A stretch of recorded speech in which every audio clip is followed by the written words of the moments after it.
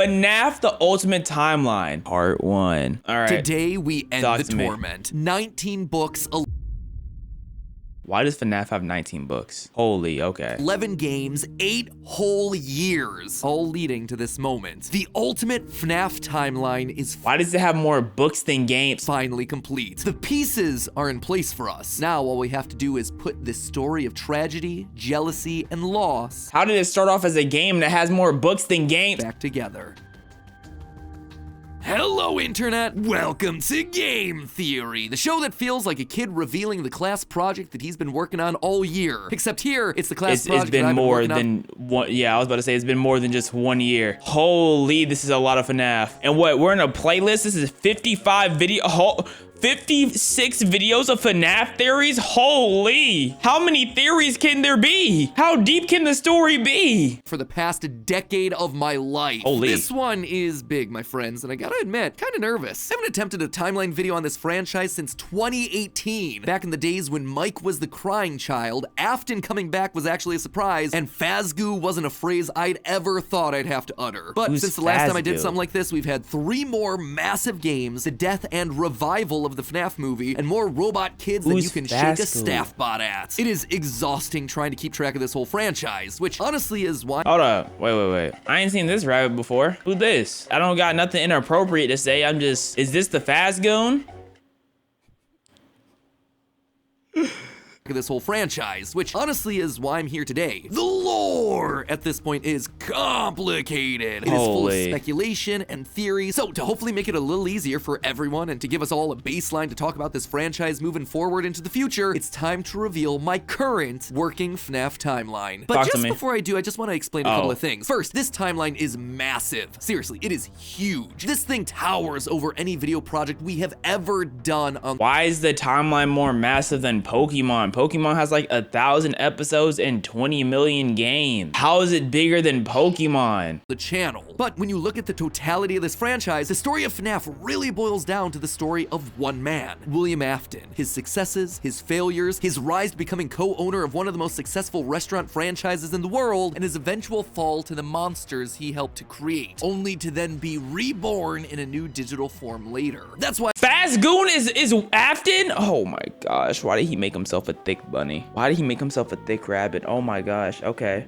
Fazgoon is William Afton. Got you. I'm locked. I've decided to split this timeline into 3 main chunks. The foundation of Freddy's, how the business started and how it came into being, the Afton era, William's decades-long murder spree, and post-Purple Guy. Basically modern FNAF. Everything that happens after the pizzeria simulator fire. And because there are lots of new big revelations in this thing that seemingly come out of nowhere, as well as just points I want to talk about further, I decided to dedicate 1 episode to each chunk. I originally wanted it to be one seamless continuous video, but it just felt incomplete without some sort of explanation at the end of each one. Once this whole thing's done, I promise I'm gonna merge all the narrative bits into one massive video so you can just skip my explanations. But for now, this just felt like the best, most satisfying, most complete way to do this. That being said, this is still about the story, the broad strokes of the franchise. So in order to make sure that you guys know that I'm not just pulling answers out of thin air, not only am I discussing some of the more controversial bits at the end of each chunk, we're also putting in a handy little graphic in the bottom left-hand corner of the screen, which will show thumbnails, video titles, books, and any other citations that we need throughout the video. So if you wish to understand that specific statement in more detail, you know exactly where we've taken it from. That way you can look into those details for yourself. So sit back, grab some popcorn, or your pitchforks if you're the type to get upset when I say something controversial, and make sure that you subscribe. What could be so controversial in FNAF, bro? What is your take gonna be? Chica shouldn't be wearing panties? Like, that's not controversial. Why is Chica running around with panties on? Which FNAF is that with Chica in the panties? Like, I don't think that's a bad take. This is gonna be a video that you're gonna want to come back to a few times in order to fully dissect. Without any more waiting, I present to you the story of a loving, obsessive father who slowly descended into madness, and along the way, discovered the secret to eternal life. Like, bro became a femboy? Like, he fell, succumbed to madness, and gained eternal life as he flicks his wrist. Like, our story begins not in the 1980s, or even in the 1970s, but all the way back in the 1930s. Because it starts with World War I. The Great Depression, and people were in desperate need Oh, of the cheap Great entertainment, Depression. especially in Utah, That is after one of the World War states One. hit hardest. 4th highest unemployment in the nation and full of transients. People looking for work in Salt Lake, finding none, and Utah. ultimately moving on to find their fortunes out in California. You're telling me we made a big deal on a story that has a plot about characters from Utah? What an unserious franchise.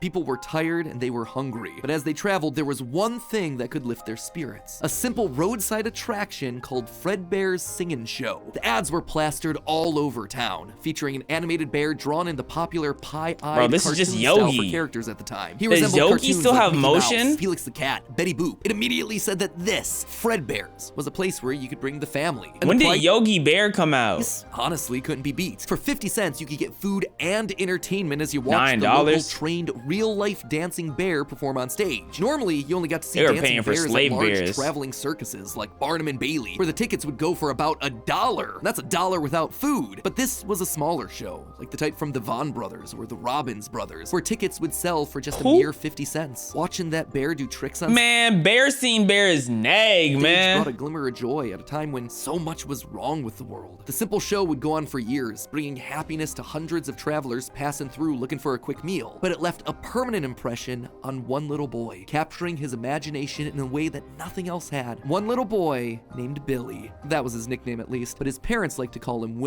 William Afton. The bear could dance, it could sing. For decades, They're William telling me he dreamed of saw a dancing bear, then decided to start stuffing children and robots. That's a crazy plot line. recreating that moment of bringing a musical bear to life, but how? William was smart, without a doubt, and he had a keen mind Man went for from being business, but went from liking bears to becoming a femboy buddy. but he wasn't the most creative. How do you make a singing, dancing bear come to life? The best he could do was using rudimentary costumes. William was inspired by the work of Walt Disney, who throughout the 50s Holy. and 60s was pioneering the use of mascot suits throughout his theme park. The big innovation? Suits with 5 fingers. This allowed the performers Whoa. wearing the suits to use their natural arms and hands to interact with the guests, as opposed to the older models where the arms would just hang limply by their sides. Finally, with a simple mascot suit, he would be able to realize his childhood dream. He would be able to bring Fredbear to life. To appeal to the kids, and for copyright reasons, he changed Fredbear from a realistic brown animal to a cartoonish yellow bear with a purple hat and bow tie. But That looks like the same thing. Bro, when is Yogi gonna sue? feeling like one character wasn't enough, he Hey, added boo another boo. friend, You a the yellow piggy best- rabbit with a purple vest and matching tie named Bonnie the Bunny. Well, Fredbear was certainly his Wait, first love. he Bonnie became was Bonnie? extra special because that was his. It was an original character that he had created from scratch, and I do mean scratch. So William's Bonnie hand-sewn became Phase costumes Goon. were rough with seams and stitches visibly showing, but it was the best that he could do. And you know what? It was just enough. Bonnie and Fredbear would perform on stage to small but enthusiastic crowds. Finally, he was able to deliver fantasy and fun to all the kids, delighting Right. and inspiring them in the exact way that he had been delighted and inspired so many years ago. Man, And things William is could have really ended is there. an That could have inspiration. been the end to his story. It could have been perfect had it not been for one thing. Other people saw the success of his idea and they wanted stole it. in. Enter Chica's Party World, a rival restaurant starring performing animal characters. His So idea,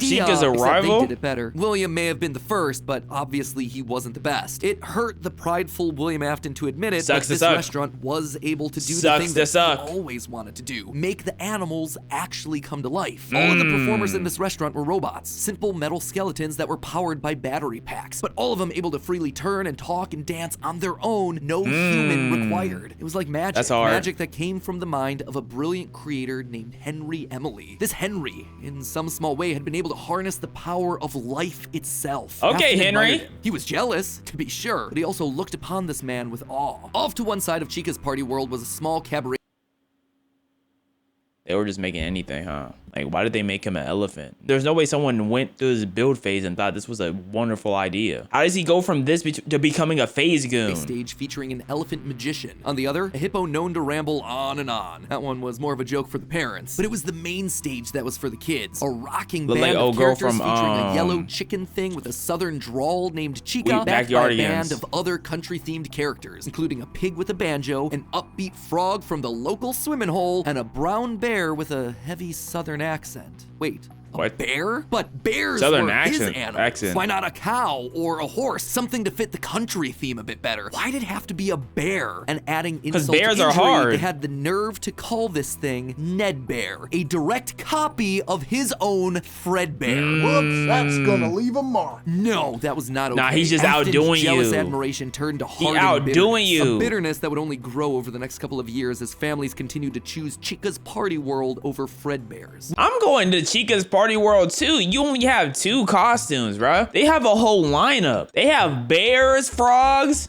and ducks. You have a bear and a bunny. Lock in. When did he get the money to actually start up a business? Like, what was his original job? William just couldn't compete with the appeal of the robots. Eventually, his restaurant would go bankrupt, only to get bailed out by, of course, Henry Emily. Why? Insult, another humiliation that William wouldn't soon forget. 1979. Despite being bitter, Afton couldn't deny that what came next was a period of massive success did he and help expansion. him? With the 2 franchises now merged into one, it was the best of both worlds. Afton's ideas with Henry's robotic expertise. The 2 men decided to launch under a new name, Fredbear's Family Diner, a pizza chain that would eventually come to feature a mix of humans and I'm figuring out how Henry makes the animatronics and we sliming him out. We're gonna go on a boating trip he'll never be seen again. I'm just saying, like, what? Come on now. Suits, as well as on-stage animatronics. Now we're gonna be buddy-buddy? They decided to stick with Fredbear as the headliner, considering the yellow bear was easily identifiable as a brand, and because he was the original performing animal mascot. Afton appreciated that. This new restaurant would also see a mix of characters as the 2 franchises merged into one, with Pig Patch and Happy Frog performing right alongside Fredbear and Bonnie. And as— Who is Pink Patch and Happy Frog? Why is Bonnie? Bro, did William put himself in Bonnie, bruh? William the baddie Bonnie, like— part of this one big Fredbear family, they even got themselves official merch that were released, ranging from masks to magnets. The crappy Mr. Hippo fridge magnet?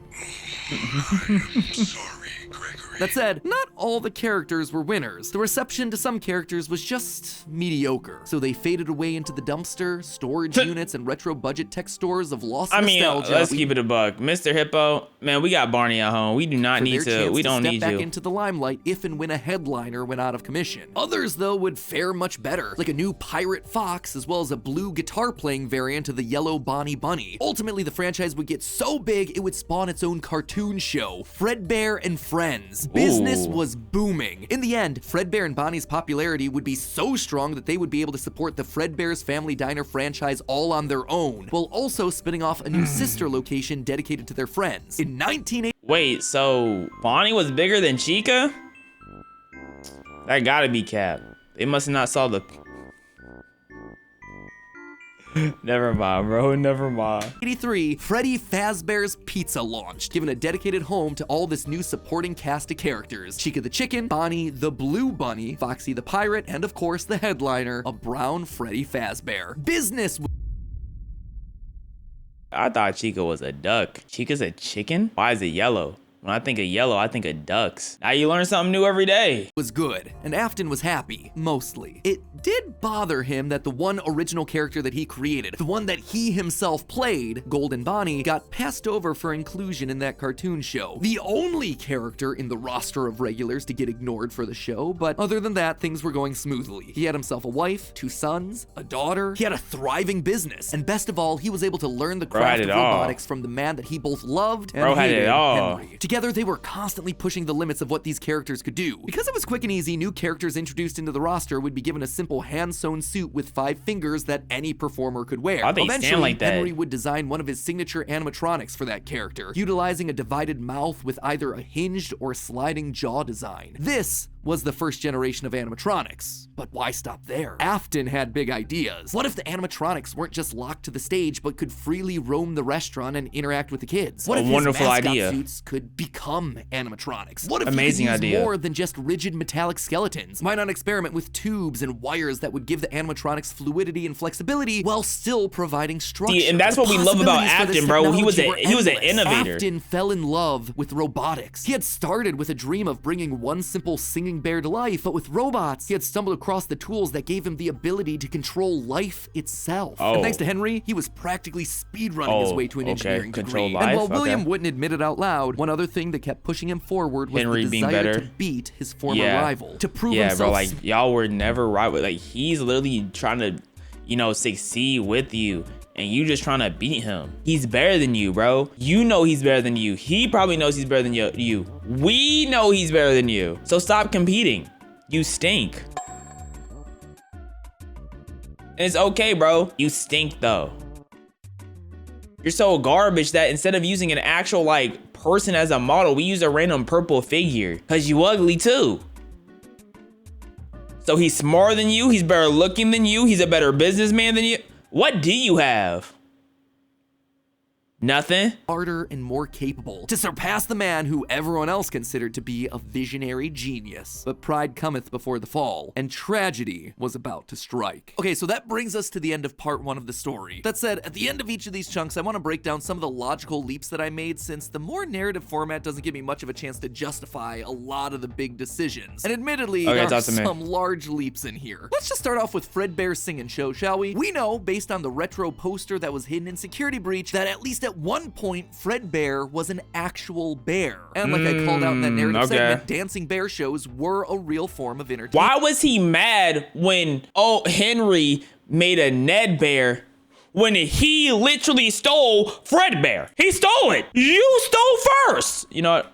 The only problem is that timing-wise, none of our main characters would be the people in charge of that business in the 30s and a series of pizza restaurants in the 80s without them just being extremely old. Best case scenario, if Afton's running the singing show when he's 18, that still puts him at nearly 70 when the first pizzeria opens and his murder spree begins. That just doesn't make a lot of logical sense because he doesn't become immortal until his first death in Springtrap. That's why I suspect that Fredbear's singing show was either a family business that Afton then carried on to a new generation, or something that he saw as a kid and just wanted to recreate when he grew up. The Fredbear singing show thing also starts laying the groundwork for some of the core elements of this story, that Freddy's was a place of fantasy and fun, and that Afton, despite eventually falling to become the heartless serial killer and mad scientist that we know him as, began as someone with good intentions and a love of entertaining kids. He wanted to bring things to life from the very beginning, a theme that recurs a lot for him throughout the rest of the franchise. Next up, let's talk about those mascot costumes. One thing that I keep going back to is the design of Glitch Trap. It's a handcrafted suit. You can see the seams and everything. It even has 5. So is he Phase Goon, Bonnie, or Glitch Trap? What is he? For the performer's hands. It is very much not a Springtrap suit. This is something much more rudimentary. It came at a time before animatronics were a part of the story. That's why I suspect that it was actually the first, predating literally everything. It's also a suit that is very personal to Afton. He put his digital consciousness in that form. It's his personal avatar. It's the way that he sees himself. There's also a whole separate discussion being had. He sees himself as a Phase Goon.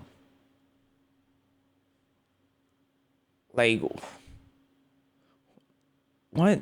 About the habits and rituals of serial killers. So the fact that he's choosing to lure kids and kill them in this particular suit actually says a lot about his emotional attachment to it. So while Fredbear seems to have started as someone else's creation, Golden Bonnie was uniquely Williams, giving him a personal connection. And that's not all. In this whole franchise, only one set of characters have themselves 5 fingers, the Nightmares. Even Golden Fredbear was a 5-fingered wearable suit at one. The way William acts, bro, if you caught him alone with one of his creations, you know he was going crazy on him. I feel bad for anyone he had to go inside these suits and clean them. William was leaving a mess behind, man. One point in the story, as we see in this shot from the graphic novel, before he, like everyone else, was turned into an animatronic. This seems to imply that all of the main characters had similar wearable mascot outfits at least at one point in time, and that whoever is having the FNAF 4 nightmares, if they even are nightmares, something that we'll touch on in part 2, saw those mascot suits specifically. Lastly, we have to talk about the elephant in the room. The literal elephant, Orville Elephant, as well as the rest of the mediocre melodies. For a while now, I've suspected that the mediocre melodies played a much more important role in the story than just being a bunch more animatronics to fill out the roster. Especially Ned Bear, which is just so suspiciously close to Fredbear. And yet, there are 2 key details that we're gonna have to justify with any mediocre melodies mention. One, they're very rudimentary with external battery packs, implying that they come very early in the timeline. And 2, we know that at minimum,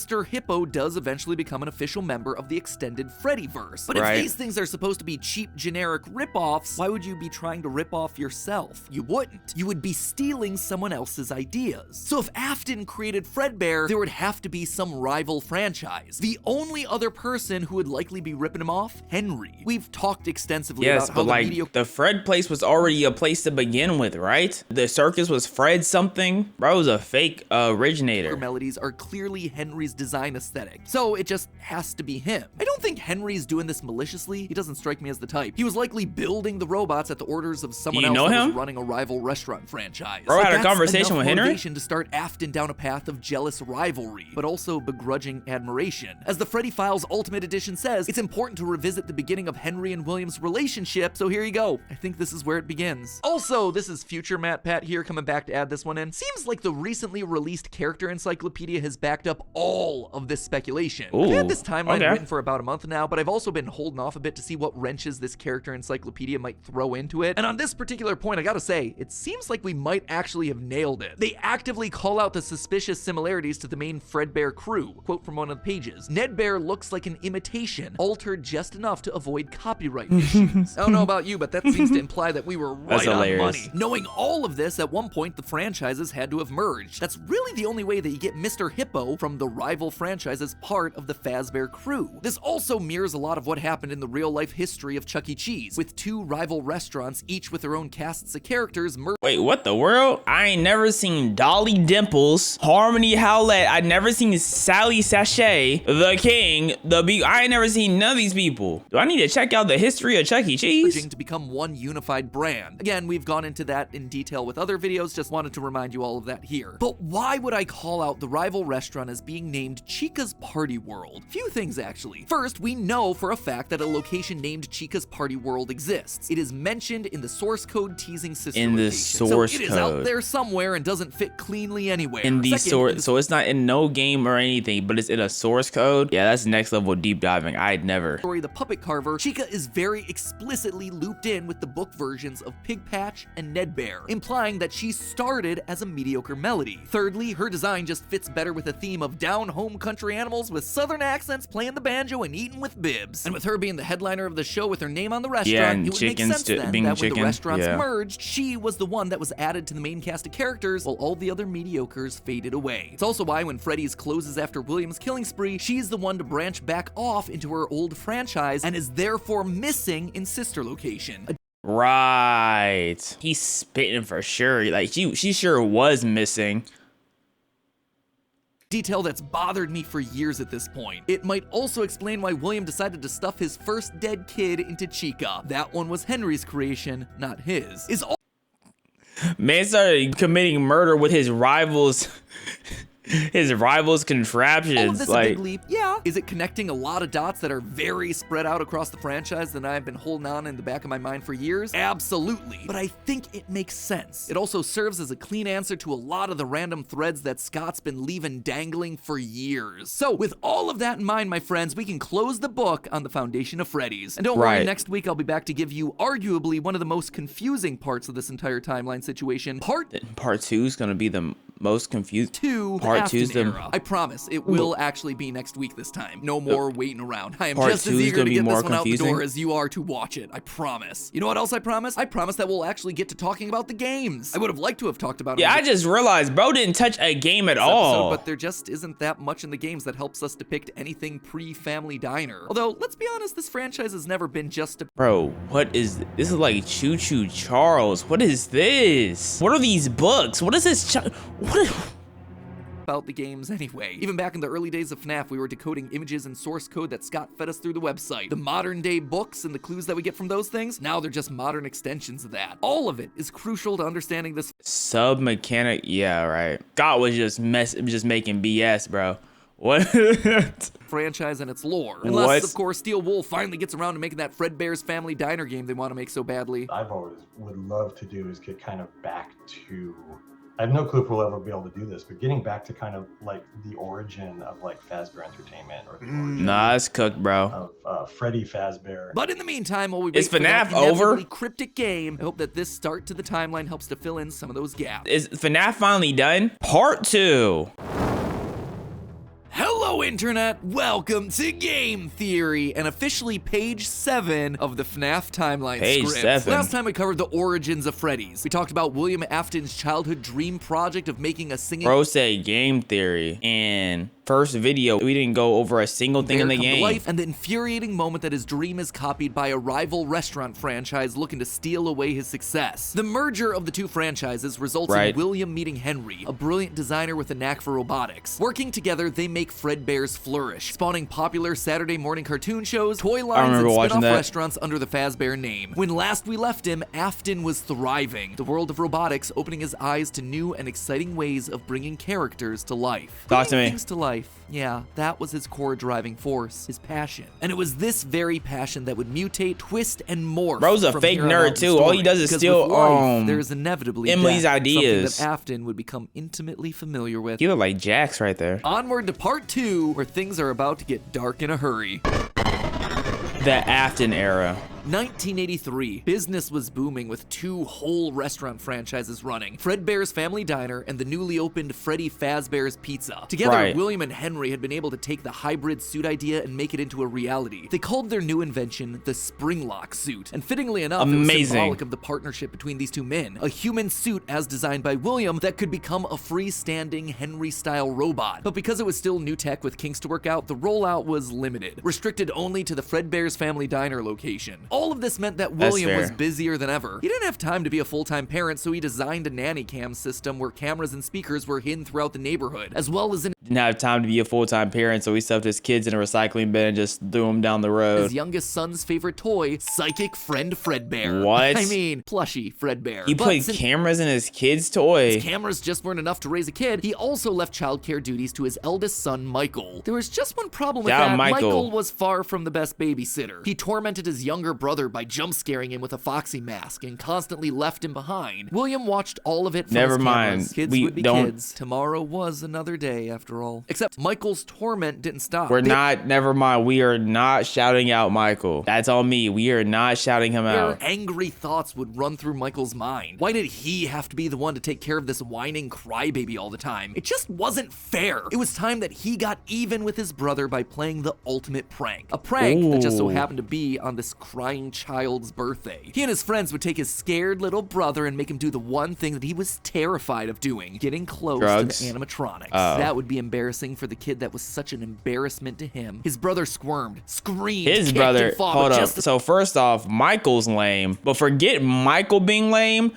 To him. His friends are more lame than him. Y'all took this kid and was, bro, every single one of y'all lame. I can't wait for all y'all to get eaten up by an animatronic. Y'all whack. Screamed, kicked, and fought, but just as they were putting that small, squirming boy up to Fredbear's lips, the mouth snapped shut. They put the kid's head in the... Man. Yo, Michael, you can die somewhere. The spring locks inside the body had been triggered by the boy's movements, and they'd immediately clamped down. The wriggling stopped. The boy went limp, but it was just a prank. It was meant to be funny. The boy was taken to the hospital and was immediately given an IV. Flowers and pills filled the nightstand next to his hospital bed, but the damage was too severe. He couldn't recover. I mean, As the younger brother's head. Consciousness began to fade, he could hear Michael's last words, a small and flimsy apology. But his father, Williams, through the voice of the Fredbear plush, were a firm and committed promise to a dying son. Your bro couldn't show up to his sons at the hospital? Nah, you're a horrible father, bro. I see why your kid horrible. Bro couldn't even pop up. He popped up in the form of a bear. You're trash. Broken. I will put you back together. This would not be the end. No matter what, William's son would live again. It would just take time. Time that, right now, he just didn't have. His young son's heart flatlined as the boy faded into the inky unknown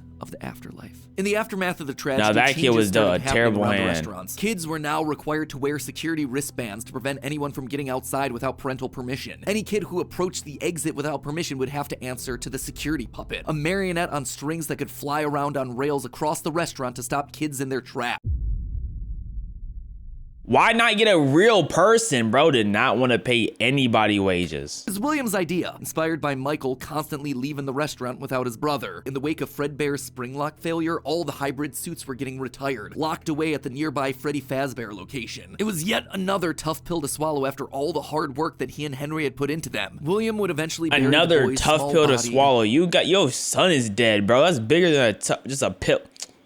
Man. A remote location out in the woods right alongside his drive into and out of work every day. The death of this little boy sent the family spiraling. His wife, crippled with grief, was so distraught that all she could do was sit and watch TV. But his son Michael was far worse, complaining of seeing hallucinations of a golden bear standing outside of his window. The boy was so racked with guilt that he was convinced that he was being haunted by the ghost of his brother stuck inside the suit that took his life. The suit's three-toed feet digging into the wet earth. The words "It's me" ringing through Michael's ears. Some nights, Michael would even go so far as to break out of his room to check the gravesite and ensure that his brother was still there. As for William himself, he disappeared into his work and his drinks. Junior's, the local bar, wasn't far from his son's gravesite. He found himself going there more and more frequently, spending longer and longer amounts of time there. The bar gave him a place to think, to remember, to reflect, and stew on how Henry had stolen his idea for an animal-themed restaurant. How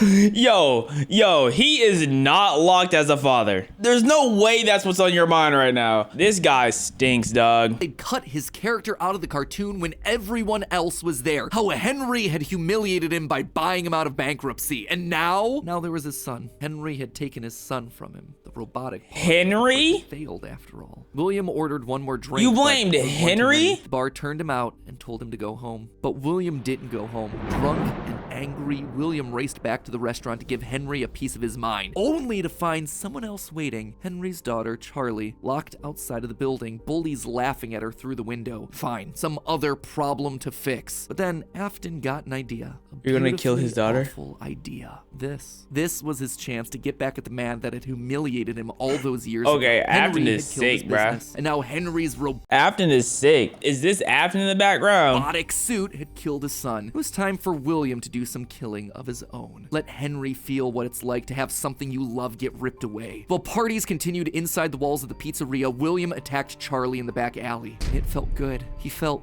free. The years of resentment and bitterness trapped in his heart finally released in a moment of pure unapologetic evil. He would make Henry hurt like he hurts. And in that moment, William became a killer. He dropped Charlie's lifeless body and drove home. All of this because Henry's better than him, by the way. Only reason why this is happening, because Henry's just better than him in every way. Forced to confront his family problems later that night, appalled, but also a little excited by what he had just done. Charlie's death would remain on the books as a random act of violence. And though Henry had suspicions about William, there was no physical evidence, nothing that could link him back to the crime. In the weeks that followed, Fredbear's Family Diner would close for good. 2 high-profile deaths around the restaurant with 2 grieving owners in such a short period of time was just too much. Bro, the only reason why they're closed is because Henry had the brains to be like, you know what, my child died, let me take a step back. William's child died, and he was like, you know what, let me kill another child.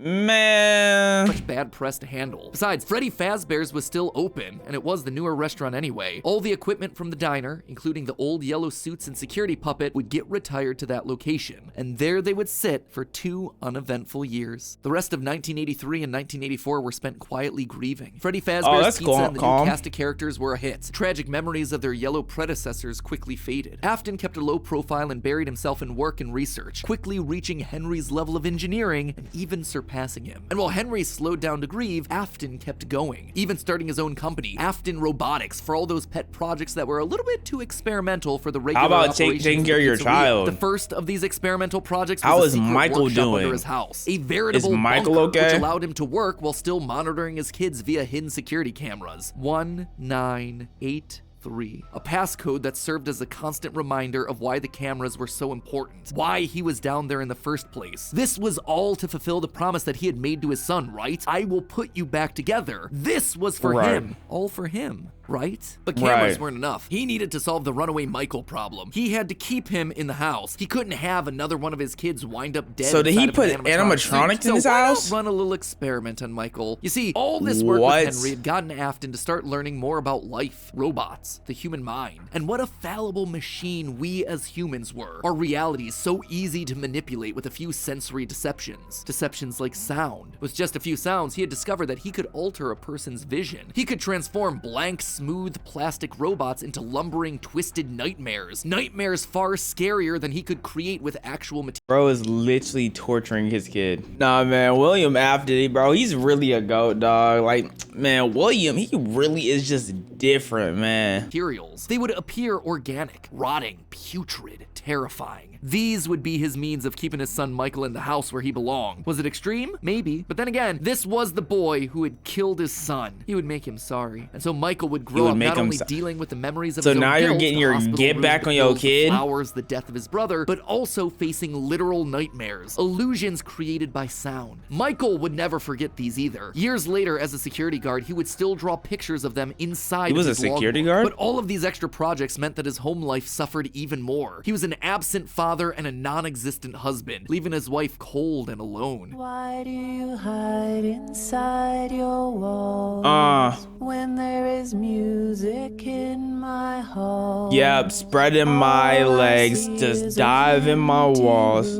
Yep. No more joy, an empty tomb. So this is his wife? And despite her repeated demands that he leave his office and engage with the family, he when did she record this? Time and time again, leaving her no choice but to leave. You burned down my house? You call that a house? It was like a morgue in there. You need to see your son. The baby isn't mine. Well, how's this? I'm keeping the diamond ring. And through it all, there was one lingering feeling. William wasn't done. He had gotten a taste of what it felt like to be unleashed, what it felt like to be free. Charlie's murder had unlocked something in him, and he wanted more. Brother. June 26th, 1985. Putting on the golden Bonnie suit, he lured children one by one to the back room of the pizzeria when no one was looking. At first, he was cautious. He would lure them with promises of cake and cookies. He told them that their dog had died. He would ask for help. So what did he do after he got so confident? He just go and just start snatching them? With homework. Susie was the first. You never truly forget your first. I was the first. I have seen everything. Isn't she supposed to be dead? How is she speaking? But where to hide the bodies? He couldn't sneak out. Someone would see him. He had to hide them in a place where they'd never be found and where they'd never leave the building. They had to be stuffed inside of the suits. No one maintained those things anyway except for him. And so Susie would go into Chica. Fritz, Jeremy, and Gabriel would come next, but it was easy. It was too easy. And with each little life, like how much space are in these animatronics for them to just squeeze in? He snuffed out. His lies got bigger. Their house was burning. They're just being kidnapped until the last one where all pretense was off. He let himself get violent. Too violent. I'll just wait for him after school, throw a bag over his head, hit him with a shovel, and drag him into the back of my car. Those are Williams' Williams' was words. far more bloody and broken than any of the others. He'd let himself go too far. That one he shouldn't have killed. He let himself go too far. So the other kids weren't far enough? With no more active animatronics left, he shoved the body into the one suit that remained backstage. The long-forgotten yellow Fredbear, now broken and discolored with age. Broken, like Cassidy was broken, like his son was broken. Newspapers reported on this disappearance, naming the whole thing the missing children's incident. Police would even charge William with the crimes after finding security footage of the golden mascot suit luring kids to the back. But they couldn't convict him. They had no bodies, and his face had been hidden behind the mascot suit the entire time. So they found it though? Was circumstantial at best, and so he walked away a free man. But Henry knew the truth. In these murders, he saw his daughter Charlie all over again. So he threw Afton out of the company and shuttered the doors to the old pizzeria. Henry would keep the franchise quiet for 2 years. No. This would not happen again. William This better catch a could body. not happen again. How could he protect the kids? Finally, he developed a solution. He would implement an even more extreme security system in the form of new animatronics. William better catch a body. Inspired by the toys that they had been selling years ago. This is a But thong these guys, Chica. these were special. They were a new breed of robot with facial recognition abilities. Most importantly, they're all tied into some kind of criminal database so they can detect a predator a mile away. All the original animatronics, now That's withered hard. with age, were moved to the new location. With a plan in place, it was time to try once more. The year was 1987, and the new and improved Freddy Fazbear's Pizza. Why, like, Freddy gained some weight, bro? Bonnie looking normal, Freddy gained some weight, and then you have Thong Chica. I know parents had to be complaining about Chica's outfit. There's no way they weren't. Was making headlines in local newspapers. Headlines that just so happened to catch the attention of William Afton. Freddy's was back, and without him, that That was his idea, his character. Henry was, yet again, trying to cut him out of the picture. No, as long as these restaurants stayed open, William would always come back. Brother. Then he noticed the phone number to apply at the bottom of the article. $100 a week to apply call. Afton would go back, not as an owner or co-founder. He would go back in the one place that they would least suspect him, a lowly day shift security played guard. There as it him was, as the buried in the back of parts and services, mixed in with the old withered animatronics, was the golden rabbit. With the yellow security badge still on his chest, he used his crank to pull open the spring locks. It was time for Bonnie to give an encore performance. Someone used one of the suits. We had a spare in the back, a yellow one. Someone used it. Now none of them are acting right. I understand the building is on lockdown. No one is allowed in or out, you know, especially concerning any previous employees. When we get it all sorted out, we may move you to the day shift. A position just became available. 1987. Oh, 5 no. more kids. He didn't know what felt better. Getting back into the suit after 2 long years 5 of more waiting, or kids? knowing Where you how put these devastating at? this would be to Henry the next morning. He didn't even try to hide his crime this time. Just meant more blood on Henry's hands. He'd failed to protect the kids again. The restaurant had only been open for a few weeks, but William was sure that this would get it to close. Good. If he couldn't have Freddy's, no one would. Whenever a William's new pizzeria opened, he would be man. there. But as he sat in his bunker, something else started to linger in William's mind. He had seen something strange. The old withered animatronics, they had been wandering around the building, spurred on by the puppet. It was almost like those old robots were trying to save the kids. Save them? They couldn't, obviously, but still, how were they moving? It was almost like they had been given life somehow. Did he have something to do with that? The following day, the news would report a security guard getting bitten by one of the animatronics during the day shift. Was that bite meant for... So like, why were the animatronics attacking us if they supposed to be saving the kids? If you're the player in the game, like, you're not trying to do nothing, bro. You just trying to chill, bro. Unless we were William Afton the whole time. Oh! For him? William's curiosity was stronger now than his bloodlust. He had to learn more, but how? There was no way he'd ever be able to get inside another Freddy's pizzeria. Heck, there was practically no way a Freddy's would ever open again. He needed to create something new, something brand new. He needed to create his own pizzeria. Due to the massive success, and even more so the unfortunate closing of Freddy Fazbear's Pizza, it was clear that the stage was set, no pun intended, for another contender in children's entertainment. Circus Baby's Pizza World. This would be the place where he could continue his work. No longer just murdering, experimenting. He needed more kids, and he needed them alive. And knowing that he couldn't show his face on the restaurant floor, he needed a way of remotely capturing his victims and preserving them for his work. With that goal in mind, how much extra spending money does he have? Funtime Foxy 59290. Holy bulk, bro. Designed a new breed of animatronics. Foxy Their swole. endoskeletons fluid and flexible. He equipped them with sound lures that could mimic voices. They could isolate children. They could incapacitate and contain them with zero direct input from him. Sorry, it was brilliant. Did no one ever review the robots? Like, since they had the one mask suit that was killing people and they saw it, shouldn't there be like some type of review of safety for the robots? Like, I don't know, man. This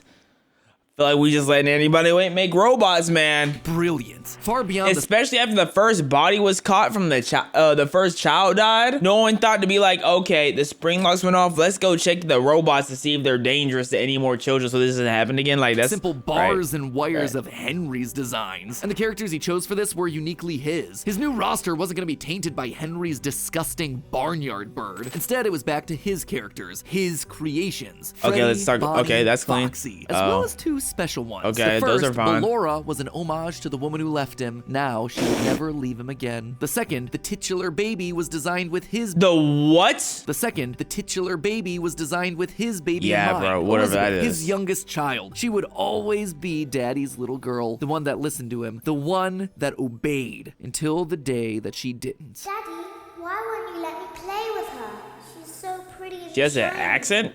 Didn't you make her just for me? The day before a Circus Baby's what does William sound she like? disobeyed. She didn't listen. Left alone with Baby, she got too close. The animatronic ripped in half and swallowed her whole. A scared and confused child fading into eternal darkness. By the time Afton found her. So, like, William, why was that, like, incorporated? Why was that incorporated to the suit? Like, what situation do you need to where the suit swallows a person? I don't understand, bro. It was too late. She was gone. He immediately canceled the launch of Circus Babies. Bro killed his child. Gas leak. But wait, as he sat there at the foot of the stage, he noticed that something was different. The eye color of the robot had changed. Baby had been built with blue eyes, but now they were emerald green, the same color as Elizabeth's. Was she in there? Could this all be connected to the free-moving animatronics that he had seen at Freddy's? He had to know more. His mourning turned to excitement. He had to return to where it all started.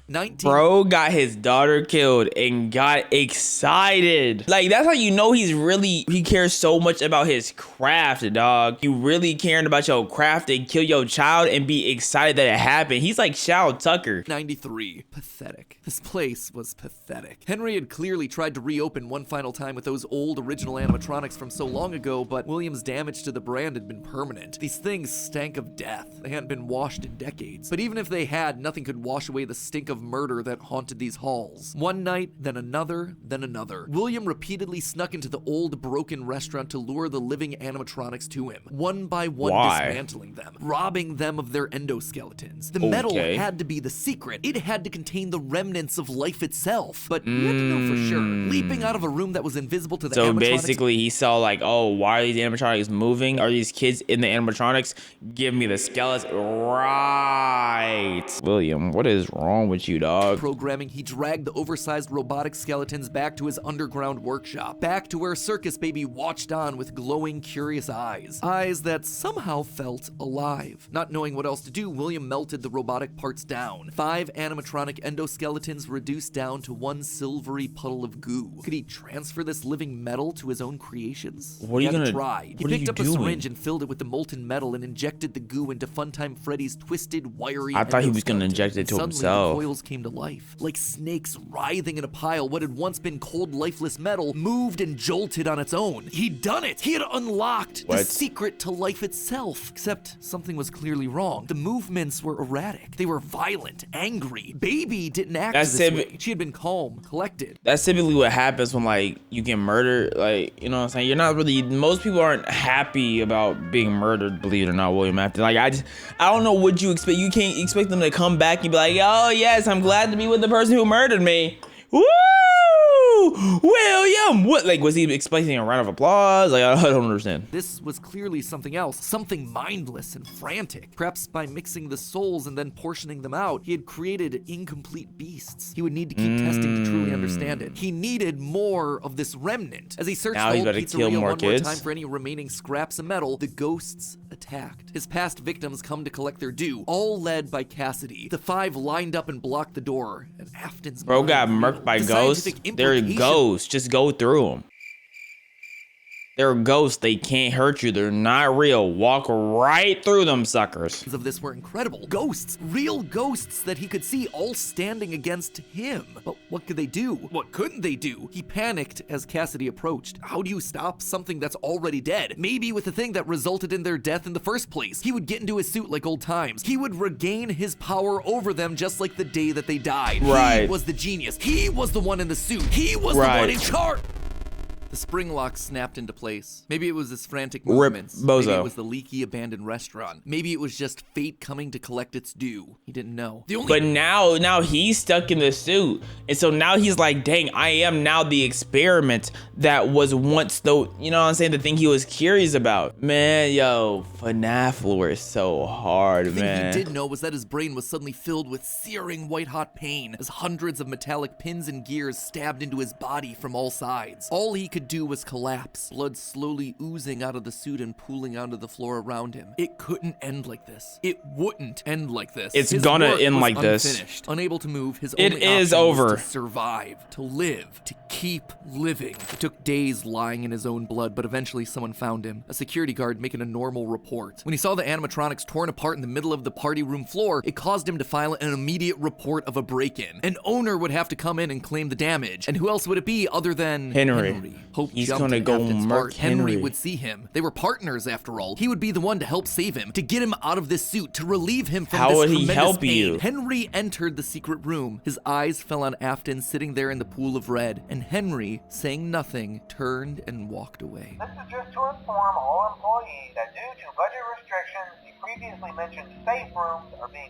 sealed at most locations, including this one. Nothing is being taken out beforehand, so if you left anything inside, then it's your own fault. Management also requests that this room not be mentioned to family, friends, or insurance representative. And so there, Afton Don't would tell sit nobody hanging about on for nothing. 30 years, trapped behind the walls with an... Trapped for 30 years? Afton would sit hanging on for 30 years. 30 years? Holy rip, bozo. Like, we don't care. 30 years, womp womp. Years, trapped behind the walls with an iron will that refused to die. End of this part. I say this part because it's not officially the end of the Afton era just yet, but this just felt like a really solid stopping point. The episode has gone on forever. Okay, so most of this is things that we already knew, stuff that's been established and we already knew reestablished this, time for and time real. again by the games. Yeah. That said, there are two things that I absolutely have to address. The Talk to me. first and biggest is the placement of sister location, or more specifically, Elizabeth's death. To me, evidence in game seems to suggest that it was meant to come before the crying child's death in 1983. The biggest clue to this is that the crying child saw something. Remember what you saw is the phrase that's repeated over and over again by what did he psychic remember, friend though? Fredbear, aka William Afton speaking through a walkie-talkie in the Fredbear plushie's stomach. But what did he see? Well, I think we can tell based on how the nightmare animatronics are visualized. They have mouths in their stomachs, just like Baby ripping in half at the waist to swallow a kid. There's also Why did Baby have mouth at her stomach though? Like why could she rip herself in half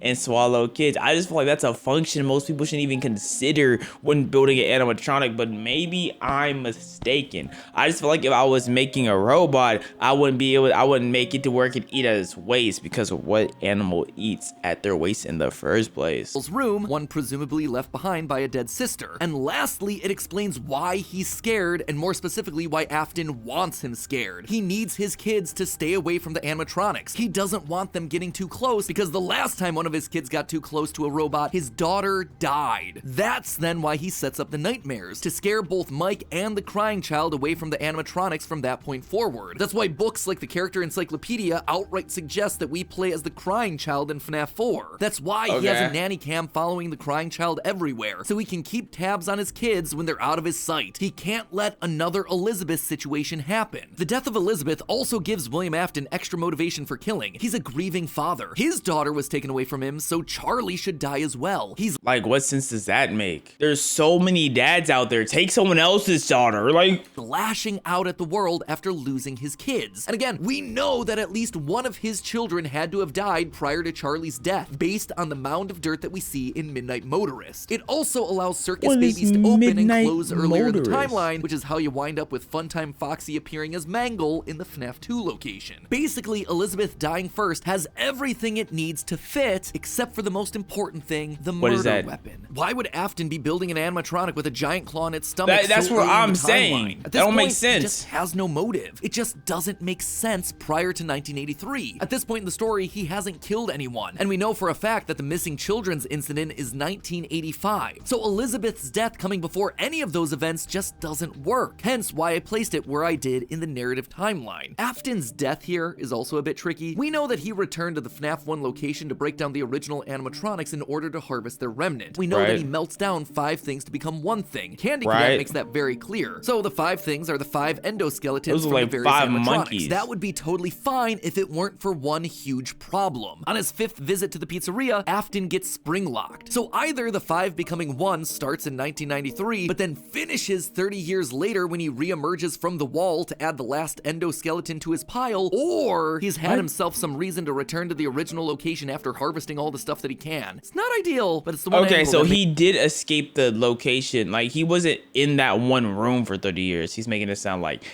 he was in this body for 30 years before he came back. And with that, this next chapter comes to a close, thereby like, who leaving is us with like Henry probably dead now, and you got his daughter. Like, what else does he need to do now, 5 bro? more games to cover and another 40 plus years of Fazbear history to 40 recap. years? When you put it that way, something tells me that this might balloon into 4 parts. How? We'll see. Anyway, until then, my Faz heads, congratulations, you made it through a How is there 40 years? How old does he get? FNAF, the Ultimate Timeline, Part 3.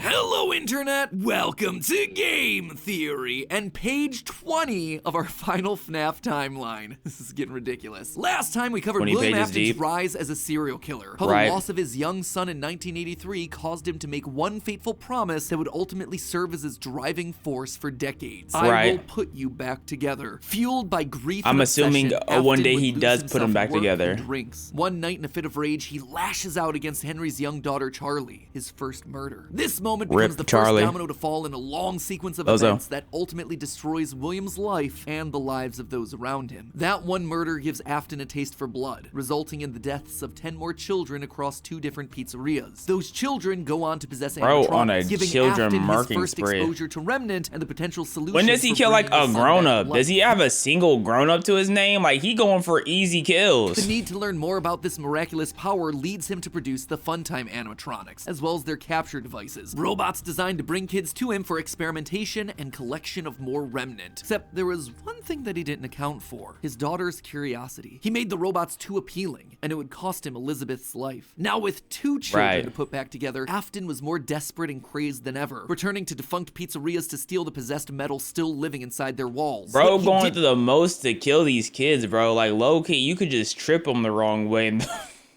let me stop, bro. For, though, were the ghosts, forcing him to pay for the sins of his past. When last we left him, William was spring-locked, bleeding to death behind a secret wall. Gone, but certainly not forgotten, as we're about to see in today's video. Today, we're finishing up chapter 2 of our story, wrapping up the Afton era. Over the next 6 pages, we switch our focus to the other main character of the franchise, Mike, a young boy dealing with the fallout of a stupid childhood decision with tragic consequences. A young man whose life is best described as collateral damage, caught in the blast radius of William's whirlwind of destruction. Now, before we begin, let me just rip off the band-aid now. We won't be finishing the timeline today. I know. I'm sorry, I wanted to, but covering FNAF VR, AR, and Security Breach wound up taking me an additional 9 VR, AR, CPR, like how many R's are there? VCR? Come on, bro. Make the executive call to break this one up into 2. Don't worry, that part is already written, it is already recorded, it is just in the process of being edited. It is a hefty episode. So mark it on your calendar. That one's actually going to be going live on March 25th. It's also coming complete with a live talk back where we go back over everything from the past couple episodes, as well as having ourselves some very special guests. So overall, that one should be a lot of fun. Fair warning though, the conclusions we've reached that solve Security Breach, they are controversial. I feel good about them. Like, I think that we've locked in on a lot of the answers here, but they're gonna raise a lot of discussion. Let's just say that you're either gonna love that episode or hate it. I don't really think FNAF's not that deep, bro. Ain't no one gonna be an uproar. Further ado, let's cover a chunk of the timeline that's a lot less controversial. Let's meet Mike. All right, Mike, what do you got for us?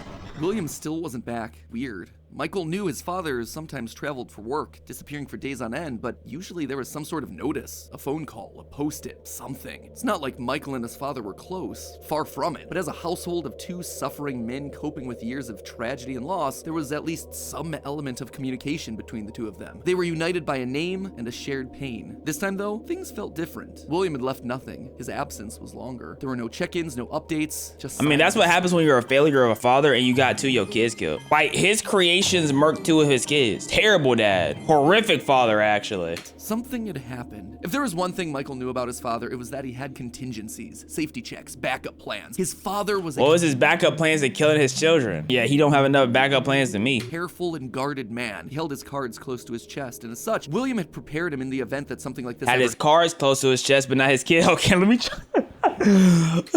Normally, his father kept his home office locked, but in the event of an unexpected, prolonged absence, Michael had been instructed to enter his father's office and look behind an empty set of shelves mounted in the corner of the room. Rolling his eyes, Michael entered the office. Never fully understood how William was able to spend so many hours of his days locked up in here. There was just nothing to do. Most of this place was empty. He dragged himself over to the shelf in the corner, expecting to find an emergency contact list, a family safety deposit box. Some guns. What he actually found there was completely What, did he just find blueprints or something? It's me, Michael.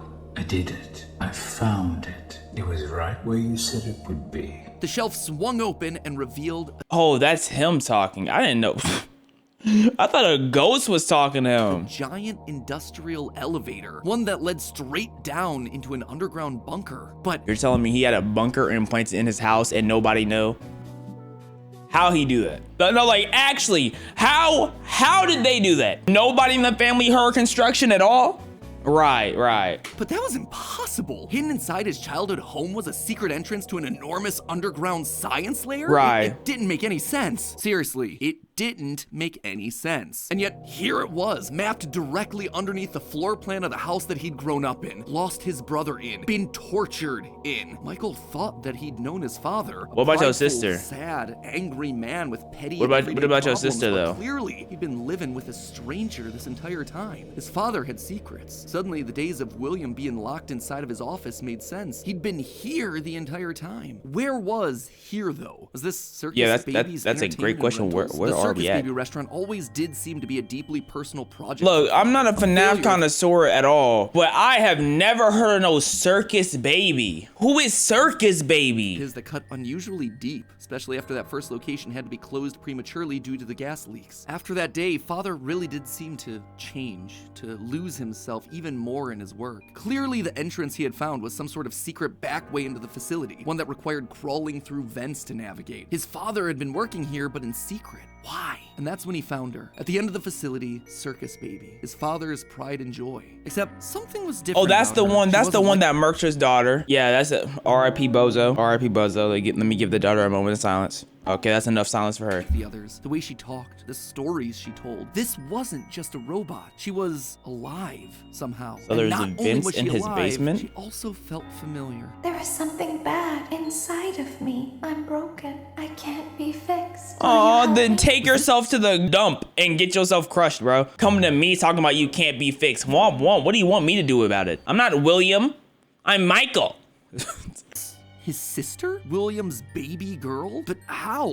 Why? What was this place? He dug around some old files and found blueprints outlining the features of these animatronics. Storage containers, voice mimicking, parental tracking. And was that a child in Freddy's stomach? Was his father collecting and experimenting on kids? Were all the rumors that he'd heard throughout his past actually true? That the animatronics came to life at night? That there were murders done in all the pizzerias? That his father had somehow been the prime suspect in all of it? Suddenly, Michael's mind flashed back to his persistent nightmares throughout his childhood. Had he been experimented on too? Tears were they really nightmares or were they real? Fear and confusion filled his body. His father's secrets were pouring out. William wasn't just a lame, overworked father. He was a monster. What are you gonna do about it then? Itself. Suddenly, everything clicked. He frantically looked around the room. What are you gonna do about it? Human heads on poles staring back at him. Green eyes, his sister. Blue eyes, his brother. Closed eyes, his mom. All just staring expectantly. These were meant to be human. William was working down here trying to make believable humans, literally rebuilding the family that they had both lost. The small little girl. I thought he was doing something crazy. We've all tried to do that before. Man, every time we go to the beach, we try to make like humanoid creature. Bro, we've been doing this since day one.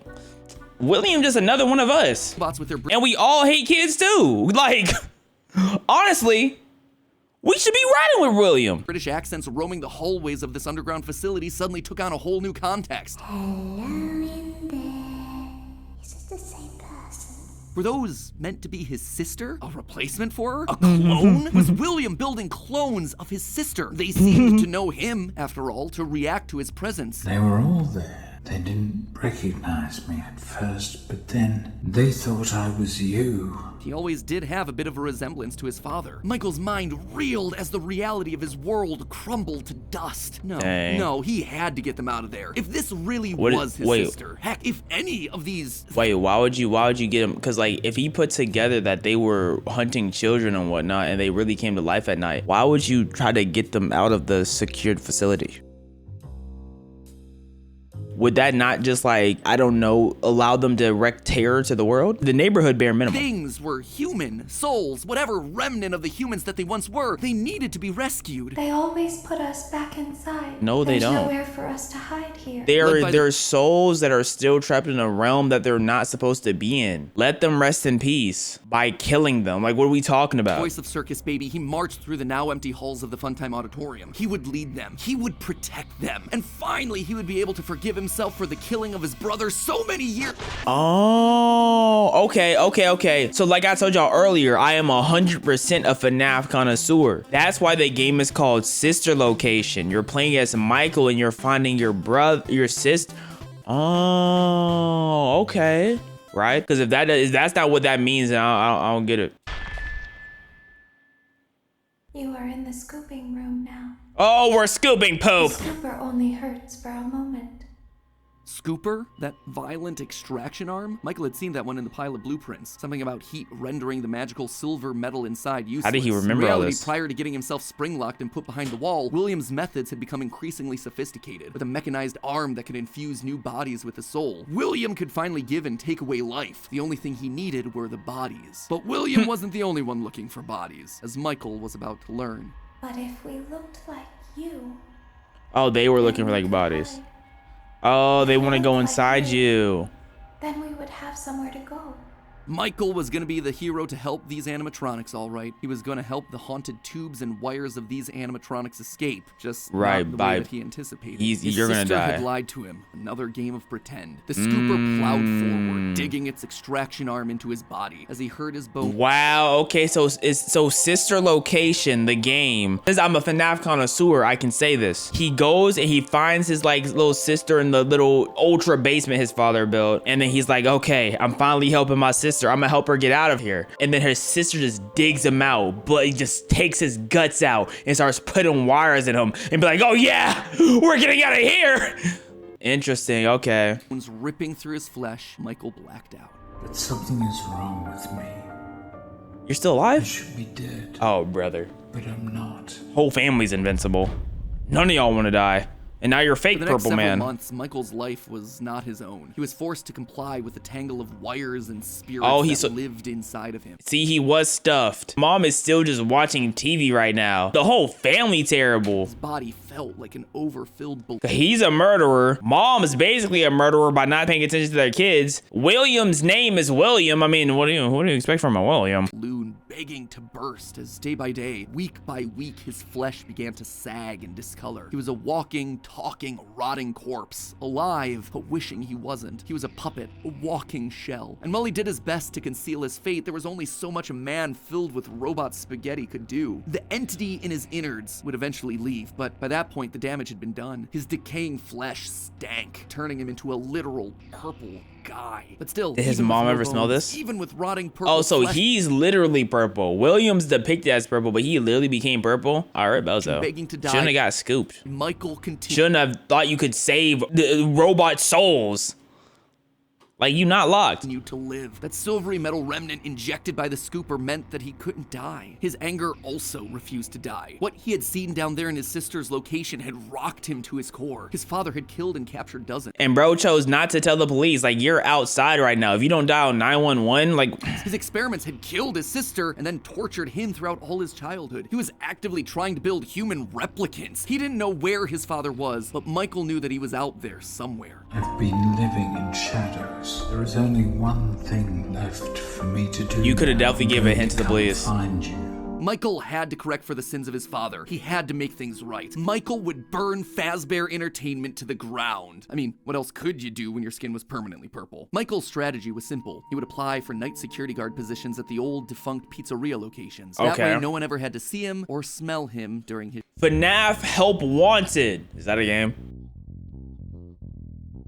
I don't know. I'm just saying things. Shift. And all these old, shuttered locations did need guards. Teenage vandals and squatters were always looking to get inside these abandoned silver eyes. And yet no one ever really wanted to work an overnight graveyard shift unless they were practically out of options. Enter Mike. One by one, he would take on the job of security guard, changing his name each time to ensure that no one was able to follow his paper trail. Once inside... Like, how is he able to just change his name? Shouldn't you have an ID? Shouldn't you be, like, going through interview process? They're letting purple people being security guards? Whole franchise was never serious. Tamper with the animatronics and figure out how they worked, writing about his experiences in his security logbook. While there, he would listen to the old tapes where upper management awkwardly welcomed new recruits to their summer jobs, even though he was working there nowhere near the summer months. He heard the gory details of his father's franchise from the outsiders looking in, confused and afraid about what was happening in the walls around them. Sometimes he would see his brother in the form of the Golden Freddy suit. It's me appearing on the walls around him. Except now, there was something else there. He was no longer alone.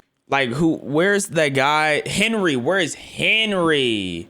Another angrier presence was also in the suit, as if two spirits were forced to share the same body. And Golden Freddy would attack him now. it was aggressive. Its vengeance wanted to lash out at anyone with the Afton name, anyone who wore a security guard outfit. Over time, Mike worked his way through the old restaurants, the original pizzeria, the bigger, better Freddy Fazbear's. With all this experience, he might as well be able to one-on-one him, right? His father's whereabouts, and each time at the end of his week shift, he would then set the location on fire. Revenant can't survive high temperatures after. You're telling me they couldn't piece together who was set the locations on fire? Like, after the second one, it should be obvious he should be blackballed. I don't care if he changes his name, he should still have the same ID, bro. No way they're not like doing background checks. So burning away whatever spirit-laden animatronics that still existed inside seemed like a winning strategy. All this revisiting of his past, though, was causing the nightmares to begin again. Hallucinations that brought him back to his childhood. The guilt around killing his brother. His dreams were oddly mixed with the shrill phone calls of the security guards. But it would all be worth it in the end. The goal was to eventually stumble across the one location, the one job that would finally reunite him with his father. Little did Mike know that that day would come sooner than he expected. 2023, an advertisement came across Mike's TV. 2023? That's like 800 years later. Why are they still alive? Well, he's invincible. He's in the bear suit. It made Mike sick. People looking to make a quick buck off the tragedy of others, off his own family. Wait, the bear suit. This wasn't a joke or entertainment. Is this about to be FNAF 3 coming up? Regardless, he had to be a part of it. If this team was combing through his family's history, they might stumble across something. I'm just trying to be a part of this. If truly still alive as he suspected, there would be no way that he wouldn't show up here. Maybe finally this could be the final chapter in his family's marathon of tragedy. Mike applied for the job and was immediately handed the keys. Years of doing this had taught him that security guards rarely receive thorough security checks. I can see that. How creepy Mike looked. They thought it was a costume, on theme for the job. What little they knew. Hey, glad you came back for another night.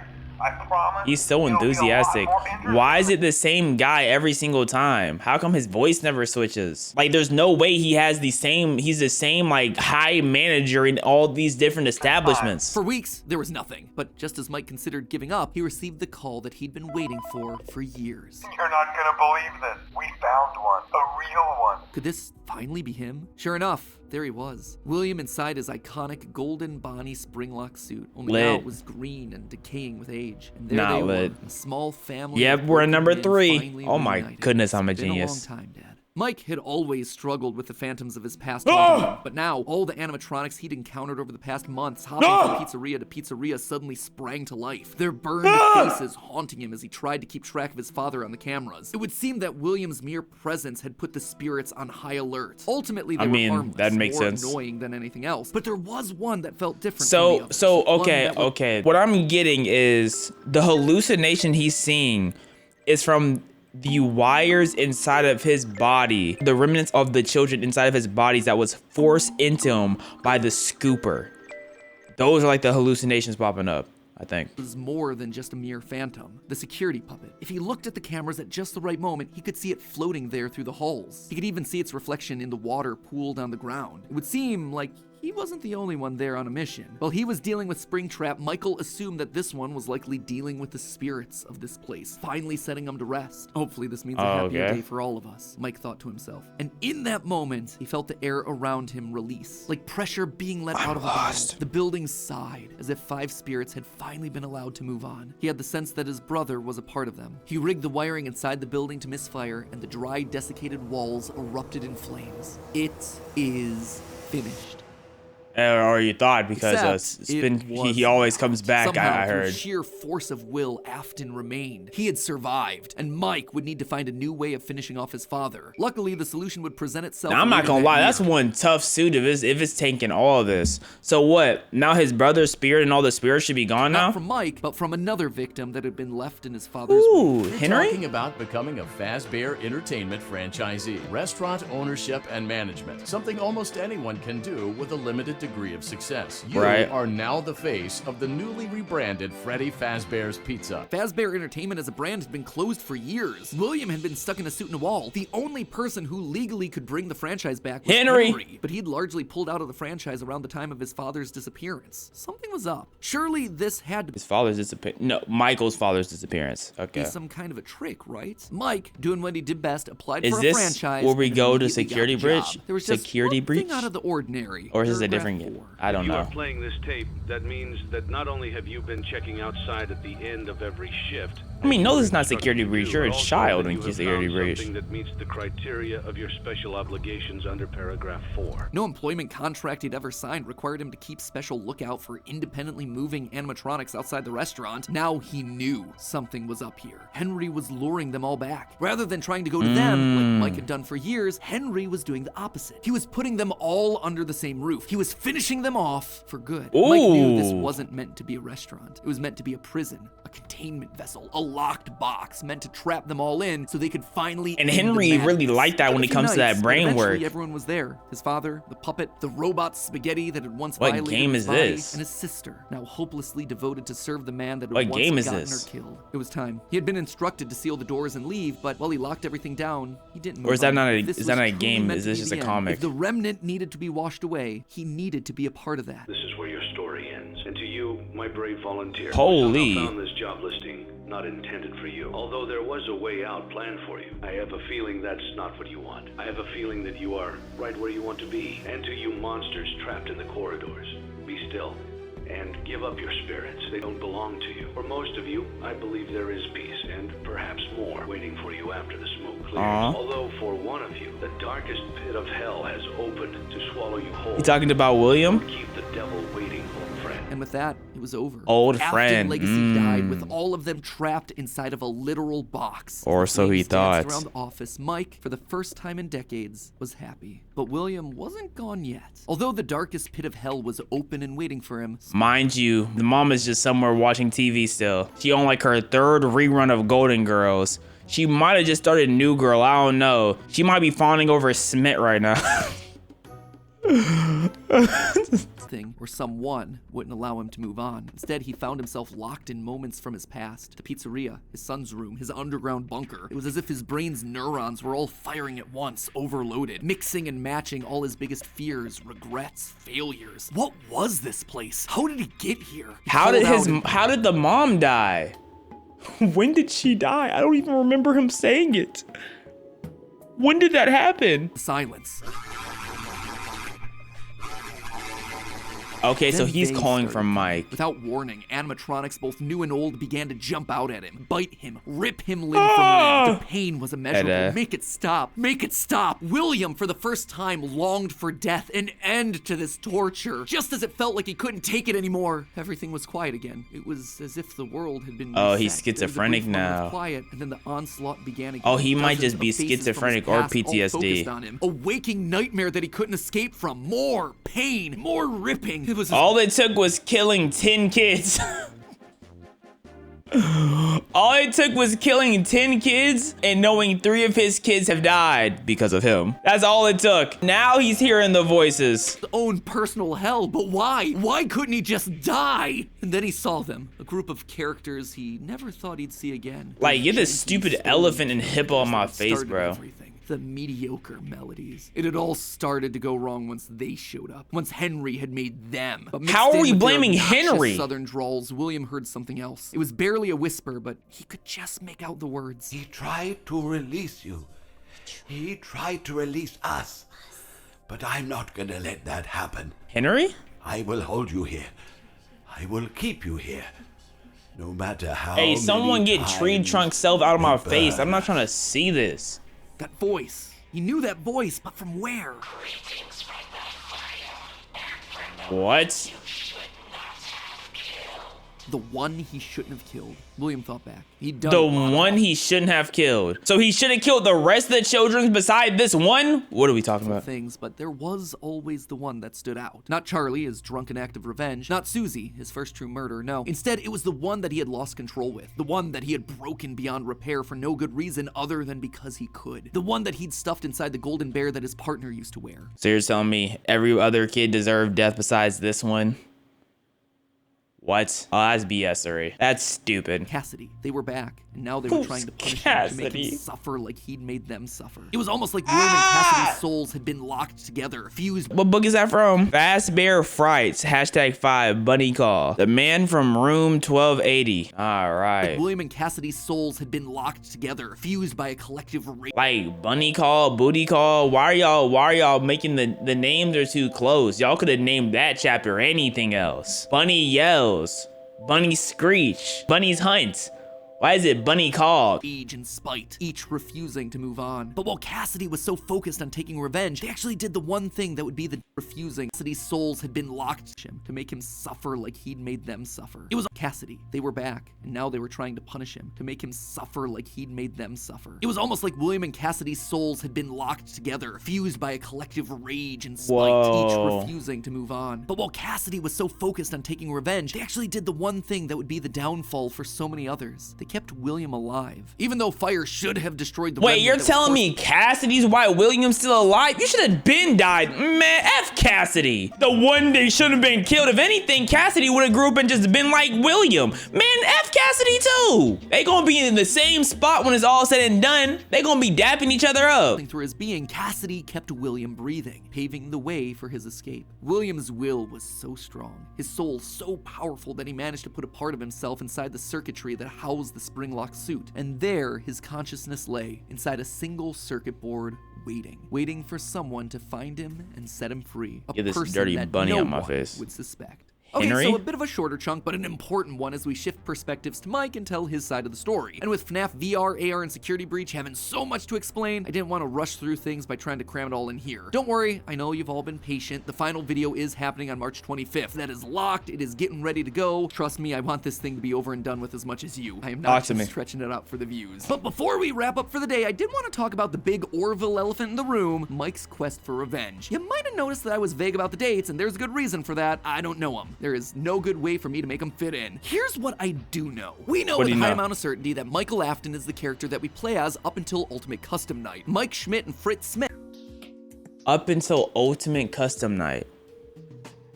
What game does that mean? What's Ultimate Custom Night? Holy, I don't know what that means either. The security guards for FNAF 1 and FNAF 2 respectively get fired for, quote, tampering with the animatronics and odor. So weird connection between the two of them, right? But now, look at the phantom animatronics that are haunting us in FNAF 3. They use models from both FNAF 1 and FNAF 2. Right, meaning whoever is sitting in that security guard chair, Fazbear Frights, they have to have seen both locations and their animatronics. And that's not all. Their designs are burnt. It's a weird detail in the game, and it's something that the character encyclopedia repeatedly calls attention to. The burned texture for these phantom animatronics. Why is that so unusual though? Fazbear Frights is the first time in the franchise that we hear about anything burning down. From that point on in the story, it's like the characters turn pyro and are suddenly setting fires left and right. But for the first— So what is the order of the game release? They did say there was about 11 games and 16 books. So what? I'm not even about to name out. I don't even know. There's no point. I don't know all 11 games. 3 games, nothing ever catches fire. The animatronics are just moved or repurposed in some way. So when did they burn? And why would our security guards see them as being burned? Someone has to have been going location to location, setting these places on fire, purging the sins of the past. Duh. You know, we're definitely playing as Mike in Sister Location in FNAF 6 based on the in-game dialogue. And in FNAF 6, you're playing as Mike. Sister Location, you're playing as Mike. Apparently FNAF 6 is Pizza Simulator. Right. I can understand Sister Location says like sister. That kind of tells you everything you need to know. FNAF 3, like, it makes sense for it to be Mike. I have no clue what the ultimate showdown FNAF, whatever he talked about is though. 4, there's an Easter egg where we can hear the phone call from night 1 of FNAF 1, meaning that whoever's in that bedroom has heard the recording as a security guard. We also know that Mike has seen the nightmare animatronics based on his drawings in the security logbook. So overall, there is solid evidence that connects all of FNAF. I don't even know what FNAF 5 is. Sister Location. So Sister Location is considered 5.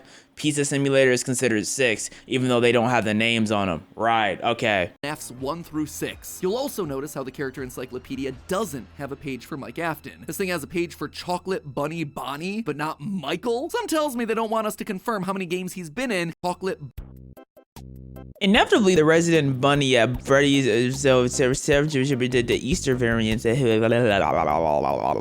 Someone took a nibble at their tosa. Okay. Bunny Right. Bonnie, but not Michael? Some tells me they don't want us to confirm how many games he's been in, because that would confirm too much of the theory. In short, this gives us an incredibly compelling and complete narrative. Mike as our protagonist, and William, his father, as our antagonist. Mike accidentally kills his brother in Fredbear's mouth, which begins our story. It doesn't make sense that they don't want you to like be able to complete the theory. You know what I'm saying? Like, why would they not want the theory to be completed? What, does it take some of the fun away from it? I don't know. Like a story game, like, yeah, the story game, you're supposed to like hypothesize some part, but also some parts need to be a little clear. On his pathway of destruction. Mike is then haunted by the guilt of his past and is looking to make things right across the rest of the games. In Sister Location, he learns what his father's been up to and realizes what he has to do to correct it. After failing to finish the job in FNAF 3, he ultimately helps Henry end it all in FNAF 6. It is great. It is a clean narrative. There is just one problem: timing. Mike's quest can't really start until he's been down to Sister Location, seen Baby, and gotten himself scooped. That's when he finds out about Afton's secret life. It's also when he's gonna start to smell, because, you know, he's a walking, talking, rotting What game corpse. is this And from? we know that he's not going down into the bunker until the Funtime animatronics have been made, Freddy's has been closed, and Afton is out of the picture. That all should be happening post-1993, after William is sealed behind a wall. But that then presents us with a few problems. Afton has already dismantled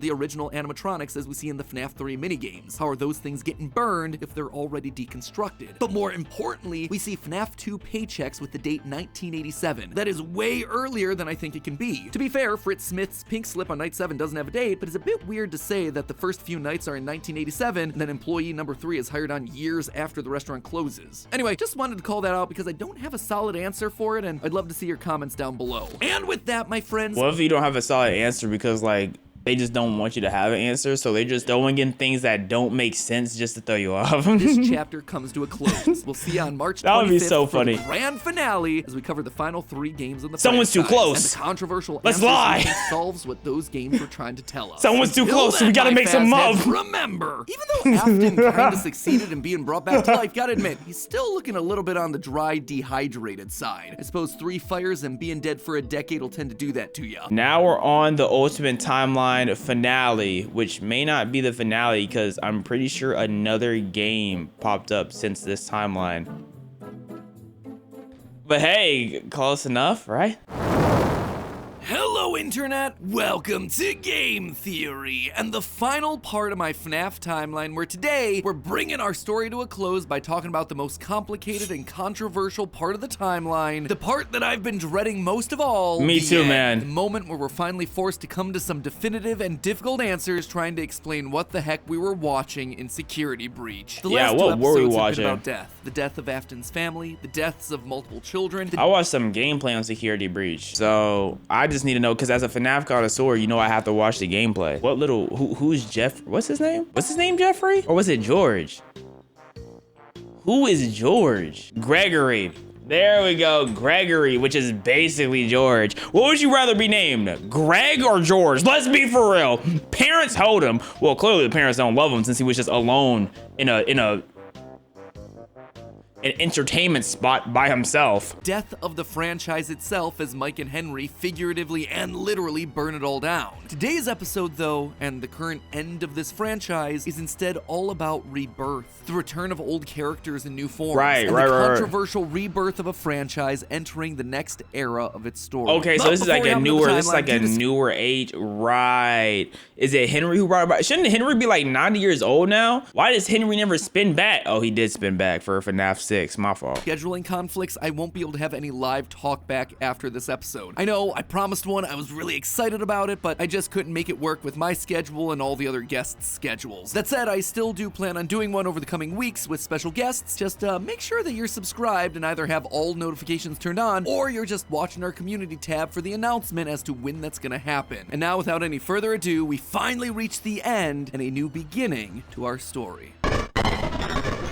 Host Purple Guy. Fazbear. So like, is this where we get to this point of the story, or like the point of a game where they don't want to end their series, so they just find a way to continue it? Because they're like, dang, we're making so much money off of this, we can't just end it, we have to extend it. Is that what's happening here? Entertainment was dead. There is no need for you to return to work next week, as Fazbear Entertainment is no longer a corporate entity. All debts had been paid, all assets redistributed. The company was outright dissolved. Even the memories of the horrors that had happened there started to fade away in the public consciousness. The people were gone too. William was dead. Henry was gone. A whole generation of young Emilys. Henry was gone. William's dead. You're telling me they're just somehow FNAF got wiped from people's minds? Yeah, Aftons right. had lost their lives to the horrors of the pizzeria. All of them collateral damage to the man in the bunny suit. Everyone the company the man, the had myth, ever the touched legend, was dead and gone. Well, all except one. Pay your child support, you deadbeat! I'm keeping the diamond ring. I also set the house on fire! Clara Afton. She'd been there in the early days, back when things with William were good. They'd had the perfect home, a thriving... Y'all told me she died.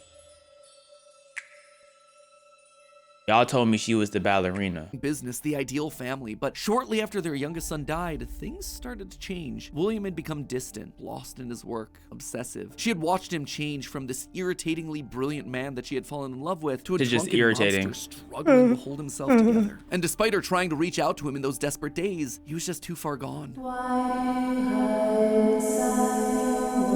Okay, so she is the ballerina. Okay. I remember that, so that was her. Right, okay.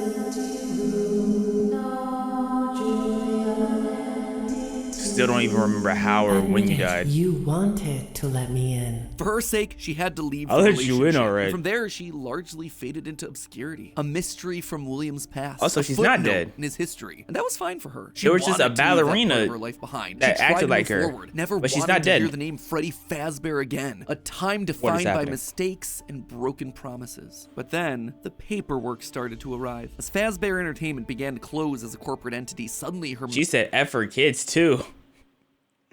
Yo, this is a horrible family tree. Mail was flooded with notifications, requests, obligations. She had been there since the beginning, helping William in the early days of his business. And now, as a shareholder and sole living member of the Afton family, all copyrights and trademarks of both Afton Robotics and Fazbear Entertainment passed on to her. Memories of this past life that she had long left behind. Looking at the blueprints, was she bad? Contracts, the memos, she felt old wounds begin to reopen. The regrets of a happy family that had been torn away from her. William had always been brilliant. That's what had attracted her to him in the first place. But he'd also been too blinded by obsession and pride. He was too jealous, too petty, too unable to actually see a bigger picture. But now, right. I mean, I feel like those words weren't strong enough considering he killed children, but yeah. Now, holding the paperwork that contained decades of heartbreak and trauma, she realized it was her turn. She was holding the power. This was her chance. And one thought resonated in her head. I will put them back together. I will put them all back together.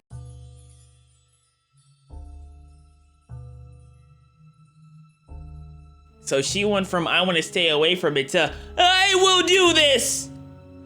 If no one else, since no one else can, I will. Okay. She would be the one to rebuild this family, to rebuild the pieces of that shattered life, to reclaim the kids that Fazbear had stolen from her. But how? Looking at William's Fazbear didn't steal nothing. It was your husband. Now laid out before her, she knew that he had been onto something, collecting remnant, robotic humanoids, digital conscience transference. The pieces were all in place. They were just scattered, fragmented. It was almost like there were too many ideas going in too many different directions. She was okay with it? He was onto something with killing the children and stuffing them in suits. Oh, brother. It was such an important idea that she reiterated that point to herself. There were too many ideas going in too many different directions. That said, there had to be a way to save it all. She just needed to put it all back together. But how? To rebuild her family, she would first need to rebuild the franchise that had stolen them away from her. With ownership over the characters, their licenses, the technology patents, and the Fazbear name, she converted the corporation back to an LLC, a structure for smaller businesses that are usually family-owned. He better than me. me. I would have sold everything. She would need Remnant and lots of it. I would have sold all the rights. The key. Clearly, in the later years Give of me his life, 1.5 bill. William had been using Circus Babies Entertainment and Rentals as a remnant farm, sending robots to kids' birthday parties in the hopes of nabbing bits of the stuff here and there. But clearly, it wasn't enough. He had, what, like 4, maybe 5 animatronics going out every week? No. It was a decent idea, but to get the remnant they required.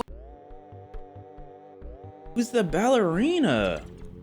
Who is in the ballerina, bro? I'm so confused. It needed scale. Dozens, hundreds of animatronics all out there, all gathering remnant from unsuspecting customers. But to do that would require help, something William would never ask for. William had kept everything in-house. His obsession with control limited him. Clara, though, she wasn't nearly that precious. A plan like this required partners, people outside of Fazbear to do the heavy lifting. So she contacted a mid-sized delivery company. Wait, you're telling me she's going to ask for some business workers to help kidnap kids? DLZ Shipping Solutions to help build replicas. Because from what my understanding is, Remnant is the soul of children.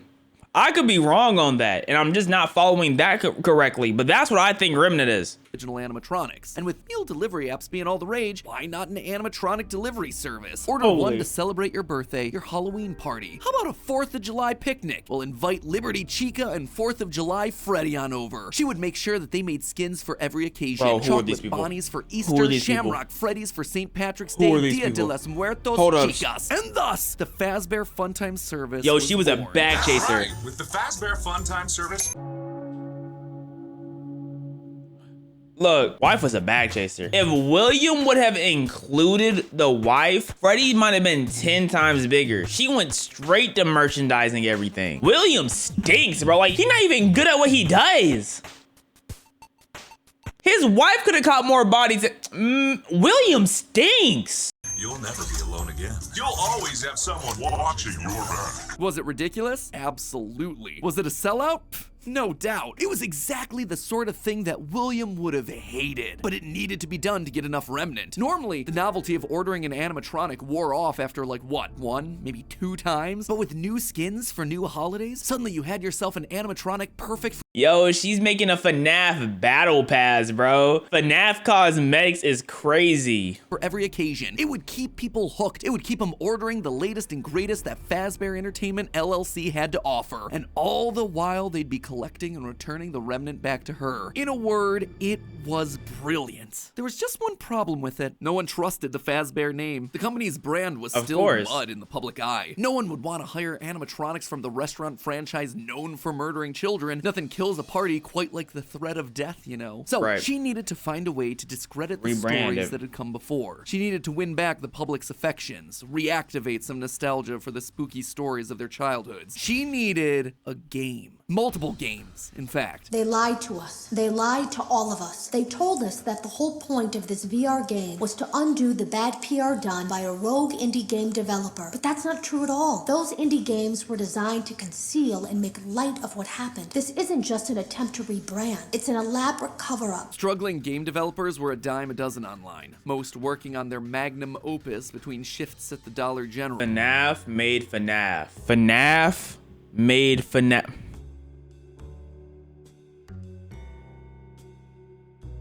Oh, man. So she found one. Steve just picked him out of obscurity. The right mix of desperate and doofus, willing to say and do anything for a couple extra bucks. And he fell right in line, as expected, delivering stupid little things with dumb generic names like Mangle's Quest, Balloon Boy's Air Adventure, Five Nights at Freddy's. Bad gameplay with even worse graphics, but hey, they got the job done. People were suddenly— Wait, no, they literally added FNAF and FNAF. Like they're saying the first couple of games had helped cover up the... Bro, what? Talking about the clues inside of these things. Bro, searching for the hidden lore. They were actively making jokes about dead kids at pizzerias. Her husband's twisted history of serial murder had suddenly been reduced to a mere Nancy Drew mystery to be solved. The plan had worked. Freddy Fazbear's was suddenly more popular than ever. Things were going shockingly well. Her takeover and reboot of the franchise was full. I'm not gonna lie, bro. Media marketing genius right here, bro. She's growing this company bigger than Yo, Yo, nah, cause the idea is hard. It just feels like the idea is hard. It just feels like the series should have been over by now. So it just feels like, oh, let's throw in something new. The game was a game all along, or there's a game in a game. It like, you know what I'm saying? Incomplete. Suddenly infused with cash, she built the largest, most ambitious project yet, the Mega Pizzaplex. William had always been so built visionary, that. but always thought so small scale. He was careful to a fault. Not her though. She knew that this latest project needed to be big. It needed to be flashy. It needed to be a palace for children, a place that got people talking and checking out the latest in Fazbear products. So with a steady supply of remnant flowing in, it was finally time. The stage was so set. What's remnant? Because there's no way it's just a bunch of kids being murked. What is the remnant? Is she feeding off the essence of the kids? Like they don't actually have to die? What? Remnant in FNAF. Remnant is a supernatural metallic substance composed of haunted melted metal that acts like a soul-binding adhesive. It allows emotions and memory. Haunted metal. They just get the haunted vibes from the kids and then they melt. Right. I'm not gonna think that hard about it. I don't care. I don't care enough to sink my head into it. I don't get it. To get to her real goal, literally rebuilding a family.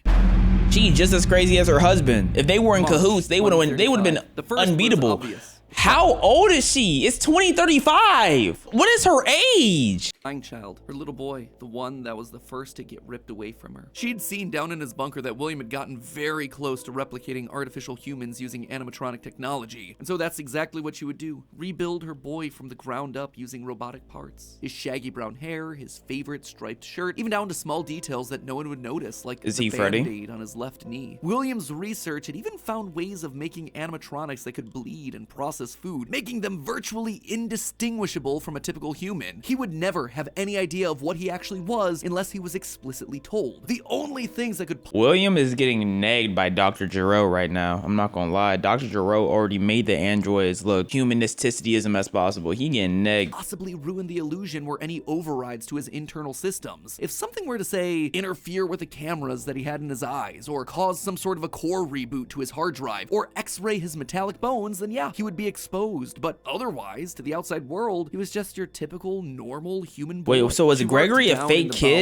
Of the Pizzaplex giving him life, but it was one thing to build him. It was another to Wait, Gregory wasn't a real person? He died so young, so early in their history that there was no preserved memories for him. No documentation that she could just download into his digital brain. I'm not gonna lie. I'm not gonna lie, that's hard. Forcing him to remember who he was. Dang. In a corner. Hold up. Okay, so they milking the series, but they're not like, it's still hard though. Cause you know when some people milk a series, they just be tapping out. That's the room. She even made I don't know how she's still alive though. That's blowing me. She should be dead. A reminder of their happier days. The family recreated. 2 brothers, a sister, a father, and the mother at the head of the table. The one in charge, the one in command, the one bringing all of this to fruition. But his progress was admittedly slower than she would have liked. At first, he could only communicate through simple ones and zeros, then rudimentary drawings and crude letters. But bit by bit, images of his past life started to come through. Balloons, colors, houses, bears and faces, birthday parties, all for me. Gregory was alive. As the robot boy embraced her, she felt the warmth that she had in decades.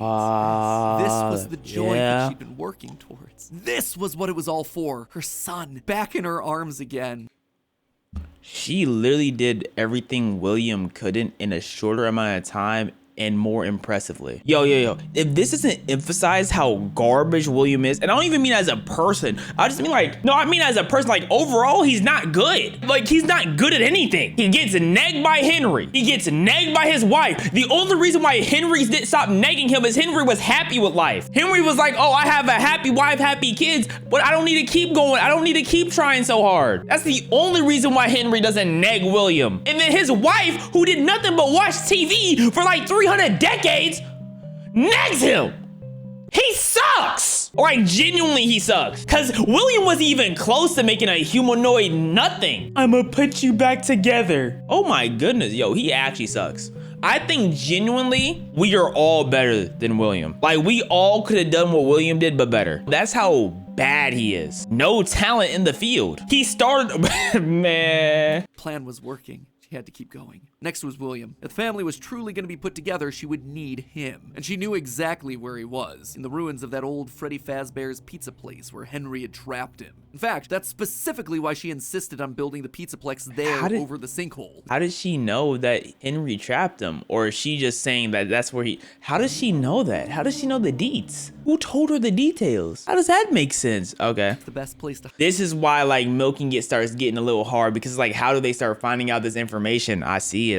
Hide what her true this is when it starts getting iffy. Digging through the wreckage, she found him. He was right where she thought he'd be. Seeing the putrid shell of the Springtrap suit, though, was not something she was prepared for. The rotting corpse of William Afton was disgusting. Scorched flesh. Yo, this woman's crazy. The fur lining, hollow mind you, sockets. like she's actually insane. A smell that reeked of burned carbon and bloody iron. He was no longer flesh. It was just the tangled sinews of a creature that was once called human. How far this brilliant man had fallen. It was clear that her work was cut out for her on this one. Brilliant. Afton was practically lifeless. The man may not have been able to die, but he was about as close as you could come. And his body would need a lot of reconstruction. Replacement arms and endoskeleton reinforcements were the top priority. Maybe pulled from their new line of glam rock animatronics. She'd have to see if they had any spare Bonnie parts lying around that they could steal. In the meantime, though, she threw the husk that was once her husband into a life support pod infused with aerosolized remnant to help keep him stable. But more important than recovering his body was recovering his mind. In his current state, he was comatose, an empty shell. Severe brain damage starts at temperatures over 108 degrees Fahrenheit. 42 degrees Celsius, and years of repeated fires had burned his brain to goo. Gone was the brilliant, frustrating mind that had drawn her to him in the first place. But she had a plan. Unlike her darling boy Gregory, Afton had found ways to record his consciousness. Fundamentally, the brain is only a series of electrical connections after all, so why couldn't you replicate that in the form of a standard circuit board? In essence, you could create a digital consciousness. And one thing she knew about William, he was nothing if not cautious. A planner. Someone who had backup plans to his backup plan.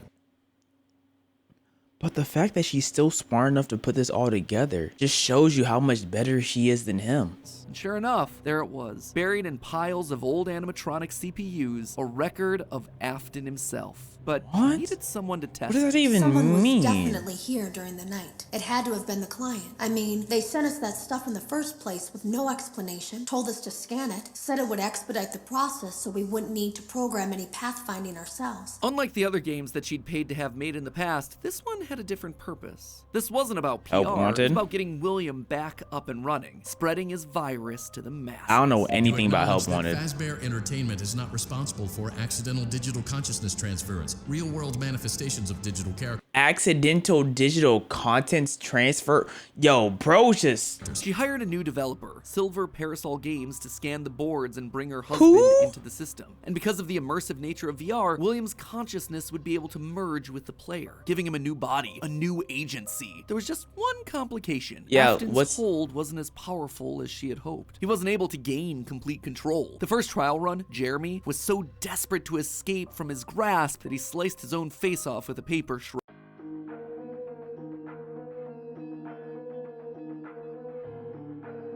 What's old girl name again? Yo, she's insane with it. Messy. Afton's followers were reluctant, to say the least. But it was the second attempt that looked like it had the potential to kill two birds with one stone. Enter Vanessa. Mrs. Afton wanted a... Vanessa? Oh. Isn't Vanessa like the girl who ran around security breach? Surrogate daughter. Her darling Elizabeth would have been a young woman at this point if she had lived. And Clara wanted someone who wasn't Elizabeth, but could be just like her. Could she have just rebuilt her like Gregory? Sure, but she decided against it because she wanted an actual human mother-daughter connection. Well, that, and it would be redundant and narratively unsatisfying to have two robot kids in the same family. What could she say? William had put a lot of tools on the table for her to use, and she was planning on using them all. Plus, Elizabeth had always been so loyal to Daddy. It was time to give her a second chance, a true choice. And Vanessa seemed to be the perfect candidate to fill the role. Your dad's name was Bill. Why do you care about having... You're 82, bro. You're not gonna have a daughter for long. Your dad didn't play fair,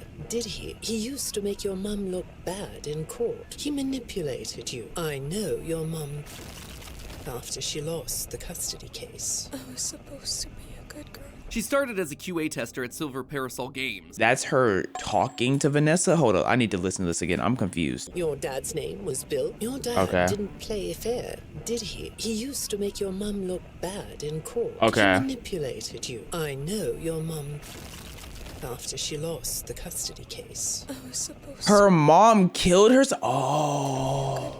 She started as a QA tester at Silver Parasol Games, the VR game development company that was part of her plan to bring back William. But more importantly, Vanessa checked all the correct boxes. Right age, blonde, green eyes with a fondness for flowers and the outdoors. In many ways, it was her daughter all over again. Except it wasn't just looks and personality. How What old is really she? Like mattered 30 was something? Vanessa's mind. Underconfident, coming from a broken home, motherless, able to be manipulated. Yes. Holy. She would do nicely. She would be the one to save dear old daddy, just as the real Elizabeth would have wanted. I will make you proud, Daddy. While testing the VR game, William's digital consciousness merged with Vanessa. Oh sure, she fought, fragmenting Afton's code into a series of tapes hidden across the game, trying to do web searches to regain control over her life, but it wasn't enough. Need to listen to that one again. Consciousness merged with Vanessa. Oh sure, she fought, fragmenting Afton's code into a series. Is her being Afton the reason why she was hunting down Gregory, or was the reason she was hunting down Gregory because she was herself? I don't know.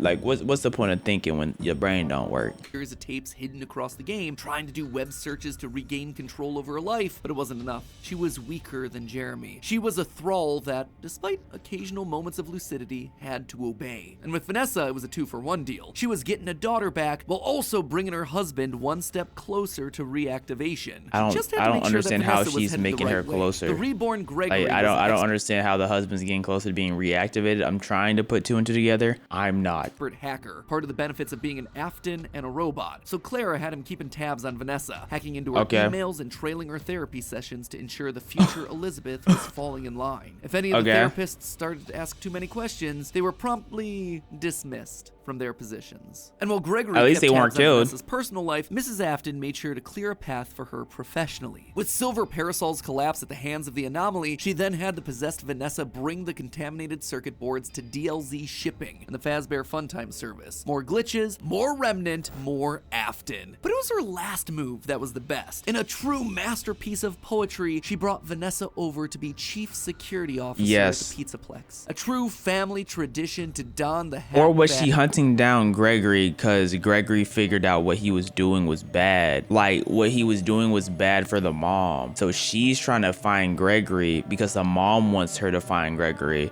But Gregory's like, hold up, I don't want to listen to y'all no more. Y'all tweaking. And all it took was a recommendation from the top as well as some emails marked for deletion. Sure, Vanessa didn't have relevant experience for the job, but when it comes directly from the CEO, does it really matter? Husband, son, daughter. A corpse, a robot, a human. All that was left was Michael. Poor, troubled Michael. The boy that killed her youngest. The one that would spend years trying to make his guilty conscience right again. A self-professed protector. While she knew she needed him to complete the family, something told her that the problem had already solved itself. Something had shifted when using Glamrock Freddy to excavate the buried pizza place. I have been here before. I found myself for the first time when I cleared. Freddy's Michael? I have changed. My friends are here, but I can protect you. I am not. Freddy's Michael, and that's Maybe why he the protected remnant that had Gregory. coursed through Michael's veins. Maybe it was the spirit of Michael living on as a protector, but he was there, somewhere inside of Glamrock Freddy. He could feel it. Just like that, she'd won. She'd done it. Sure, there were still some kinks to work out, some final brainwashing of Vanessa, some rehabilitation of William, but they were there. Finally, all together again under one roof. The Aftons reunited. A happy ending. And that's how it could have ended. That's how it should have ended, had it not been for a few unanticipated developments. For one, something was just wrong with the Pizzaplex. Almost as if the entire building was haunted, possessed. Puppet plushies hiding on ceilings, behind crates, places that they had no earthly way of belonging. Staff bots with greasy tears down their eyes acting like they were being puppeteered by some sort of a nightmare. Even their sounds had the echo of nightmares long past. Don't tell me it's whatever old girl is again. What's her name? Diana? Like, man, I forgot her name. It was as though a guardian spirit of the past refused to move on. As long as her husband was around, it too would linger. Only now, it wasn't just in one body, but it was in the essence of the building itself. She had seen stories of houses built on burial grounds getting possessed by angry spirits, but she'd never assumed that it could be real. Then again, in a world of living spirit metal and mind-controlling glitches, who was she to be so judgmental? The whole thing was ridiculous. Why would this be the line that she refused to cross? After all, the Pizzaplex was built over the burial ground of angry spirits, but it was the power cords that finally convinced her that something was wrong. Suddenly, these cords were striped black and white, like the security puppet from generations ago. The very foundations of this place, the materials and wires that constituted it, were rebelling against her, against the Aftons, against the quest to bring them all together. I don't remember who that was. And it was being helped by something else, something slithering through the building. Maybe they were connected, she couldn't be sure, but a blob of living wires could be heard oozing through the walls, stealing pieces and parts of the old animatronics showcased in Rockstar Row. Bro, now we have tentacle wires? What anime is this, bro? Are we watching a hentai? Why are there tentacle wires over...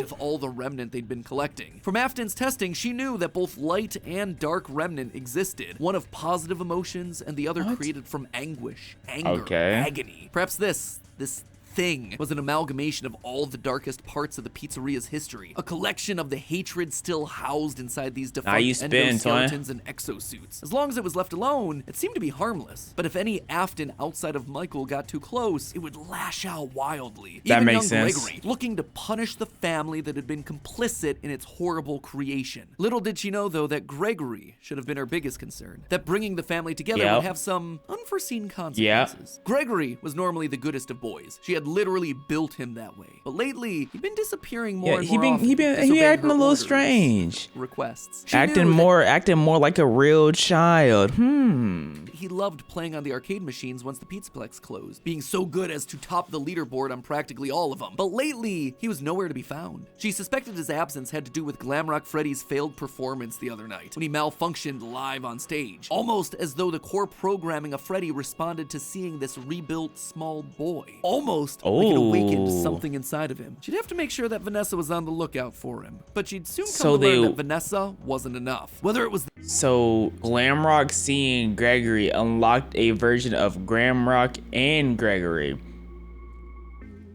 Okay. The influence of the night. That's the only thing I've understood within the last 10 minutes. Nightmare puppet or a reawakened hatred of animatronics seated deep. Because I don't remember who the puppet is. Code, something had caused him to rebel, to rip apart each animatronic in the Pizzaplex. Bit by bit, this boy was tearing down the empire that she'd so painstakingly built, freeing Vanessa from her mind control, destroying the remains of Afton in the basement, setting Glamrock Freddy loose. As her carefully created world crumbled around her one more time, she began to plot her revenge. She would have to bring them all to ruin. And there you have it, my friends. Now she had to kill her kids just like her husband did. Yo, nah, this is a fire family. The puppet is Henry's dead daughter. Man, someone get that whack puppet out of here. Yo, why did Henry never spun on it for his daughter? Henry whack too. Nearly a decade in the making, my FNAF timeline for where the franchise is here in 2023. The year of Fazbear Frights, by the way. As always, it wouldn't be right for me to finish without going over some of the more controversial takes that I just handed out. I think we can all agree that this part of the timeline was always going to be the hardest. So let me just break down some of the major points. First of all, the biggest swing of this episode, and obviously the one that everything else rests upon, Mrs. Afton being the CEO of Fazbear Entertainment LLC. Here's why I went with this route. Now, first and foremost, the head of Fazbear Entertainment is the single biggest mystery that we're meant to solve at this point in the lore. The Ultimate Guide brings it up repeatedly. Who's running the show? Who is okaying these decisions? And in the security breach memos, we get multiple mentions of someone manipulating things from the top down. Whoever this is, they are the person driving forward every other facet of late-stage FNAF lore here. They're the puppet master who's hiring the indie dev. They're the ones relaunching the brand, building the Pizzaplex over the burial ground. So everything at the end of the timeline relies on this one singular answer. Now, as I see it, there are two possibilities here. One, an adult... I just remember Henry did spin back. My fault. He did spin. He spun with Michael.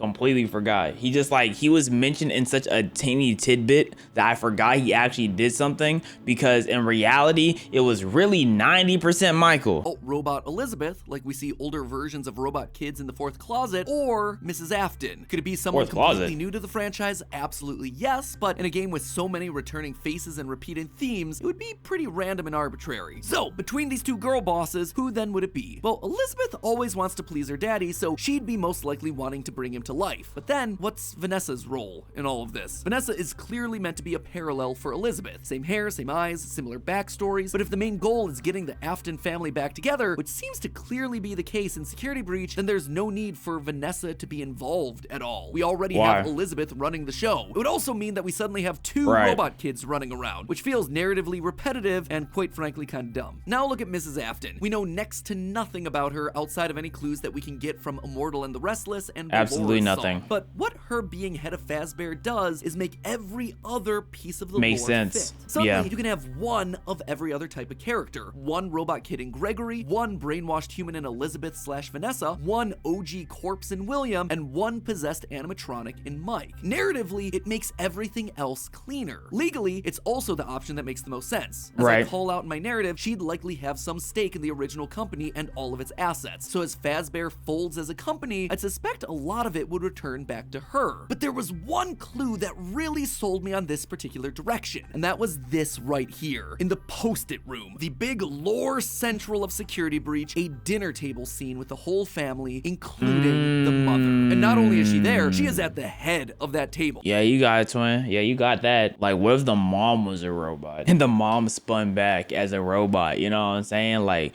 what if that's actually her for real? The position of highest honor and responsibility. She is the one in charge, with William being relegated off to the side. That one scene shows that we have to include mom in there somewhere, and the only place it makes sense for her to be is at the top. Now there is one big dilemma with my interpretation of all this. The Ultimate Guide really seems to point out that the head of Fazbear doesn't want the glitch trap virus to spread. They call out one particular email in FNAF AR where the legal team calls a cease and desist to all action about scanning the circuit boards. And even in FNAF VR, we're told that the circuit boards get stolen back by the client, presumably once they realize what danger is on there, trying to stop glitch trap before he spreads and gets out of hand. Here's the problem with that though. If the head of Fazbear doesn't want Afton to rise again, why'd they restart the company in the first place? Why'd they build over the FNAF 6 pizzeria? Because they changed their mind.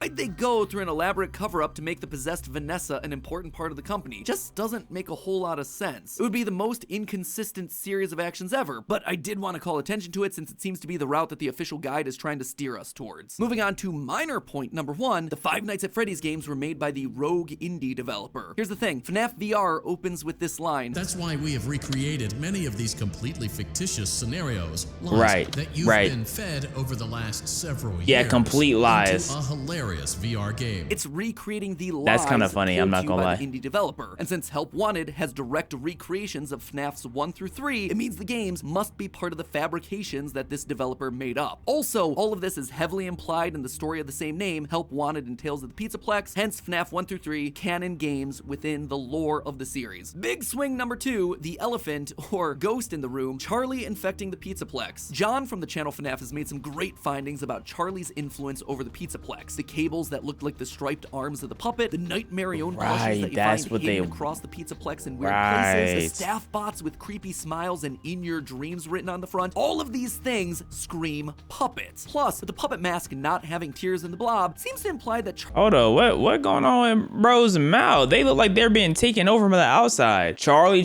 is Henry's daughter, the one that got killed by Afton or something like that. Charlie's spirit exists elsewhere. She is still in play, and she has an important role, especially in Gregory's Post-it room. The doors to the Post-it room in the game's code are called Charlie doors, and inside we see a bunch of lit up nightmare staff bot heads. Suspicious to say the least. It literally says her name, Charlie Doors. Did a great theory looking at the Post-it notes, concluding that the crime child / Gregory isn't alone in this room, but rather might be communicating with someone, a spirit, Charlie. Charlie's spirit seems to have pulled a poltergeist. Instead of controlling one thing, she's affecting a lot of little details, foundational elements. That's a lot of brain power being used. We've seen this in the franchise either. We've seen spirits communicating with people through physical writing in the survival logbook. So we know that this is an established means of spirit communication within this franchise. And I suspect that to some extent it might be Charlie's influence making Gregory go haywire. Which brings me then to my final and probably biggest controversy in recent FNAF history, Gregory as Patient 46, the evil robot master. Yes, now, yes, I've been wondering about that. Ago, people were mad. But here's the thing, you don't have to take my evidence points for it anymore. The recent Tales from the Pizzaplex story GGY basically. And when I picked up that comic the other day, I was like, you know what? Patient 46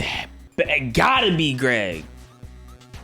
Where's the 49? Bro, it gotta be Greg, man. Goes and just outright proves it. In GGY, we find out about a boy named Gregory who's getting all the high scores in the Pizzaplex arcade machines. When therapists start to go missing, it's confirmed that GGY is the one that's working to bump them off. They're actually killing the therapist? By a mysterious glitch, GGY's letters are found inside the code. He even chooses the code name Dr. Rabbit, for crying out loud. But obviously, by the time of security breach, Gregory is working against Burn Trap, Vanessa, and the animatronics. Why? How? Well, it's not really clear. I tend to believe that something must have happened to cause him to either lose his memory or be reset in some way. That, or I think just as an AI, he was able to pick up more things on how to actually be human. Maybe it was Charlie talking to him in his post-it room. Maybe he hit his head. Maybe it was the connection that he made with Mike on stage in Glamrock Freddy. Not exactly sure, and I don't think Charlie controlling him would be crazy. But it makes sense from a story perspective why he'd start off evil on Afton's side and then switch to trying to destroy him and not knowing who he is in security breach. And with that, my friends, I'm wrapping this thing up. Congratulations, we are on page 40. Yo, we really made 22,000 words of FNAF lore, bro. We really made 40 pages of FNAF lore, man.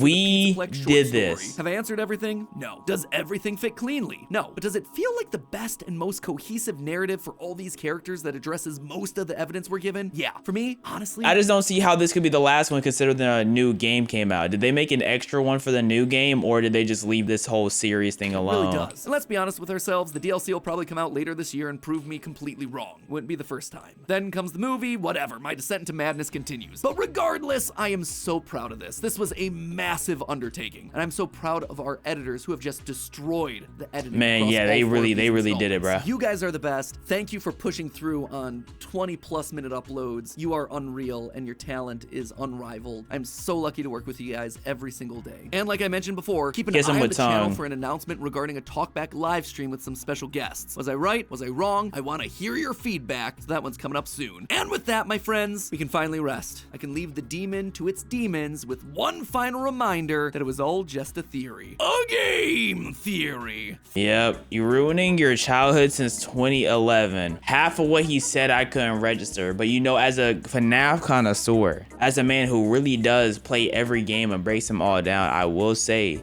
this theory does sound like 80% correct. You know what I mean? That's just me though. That's just, you know what I'm saying? That's just me.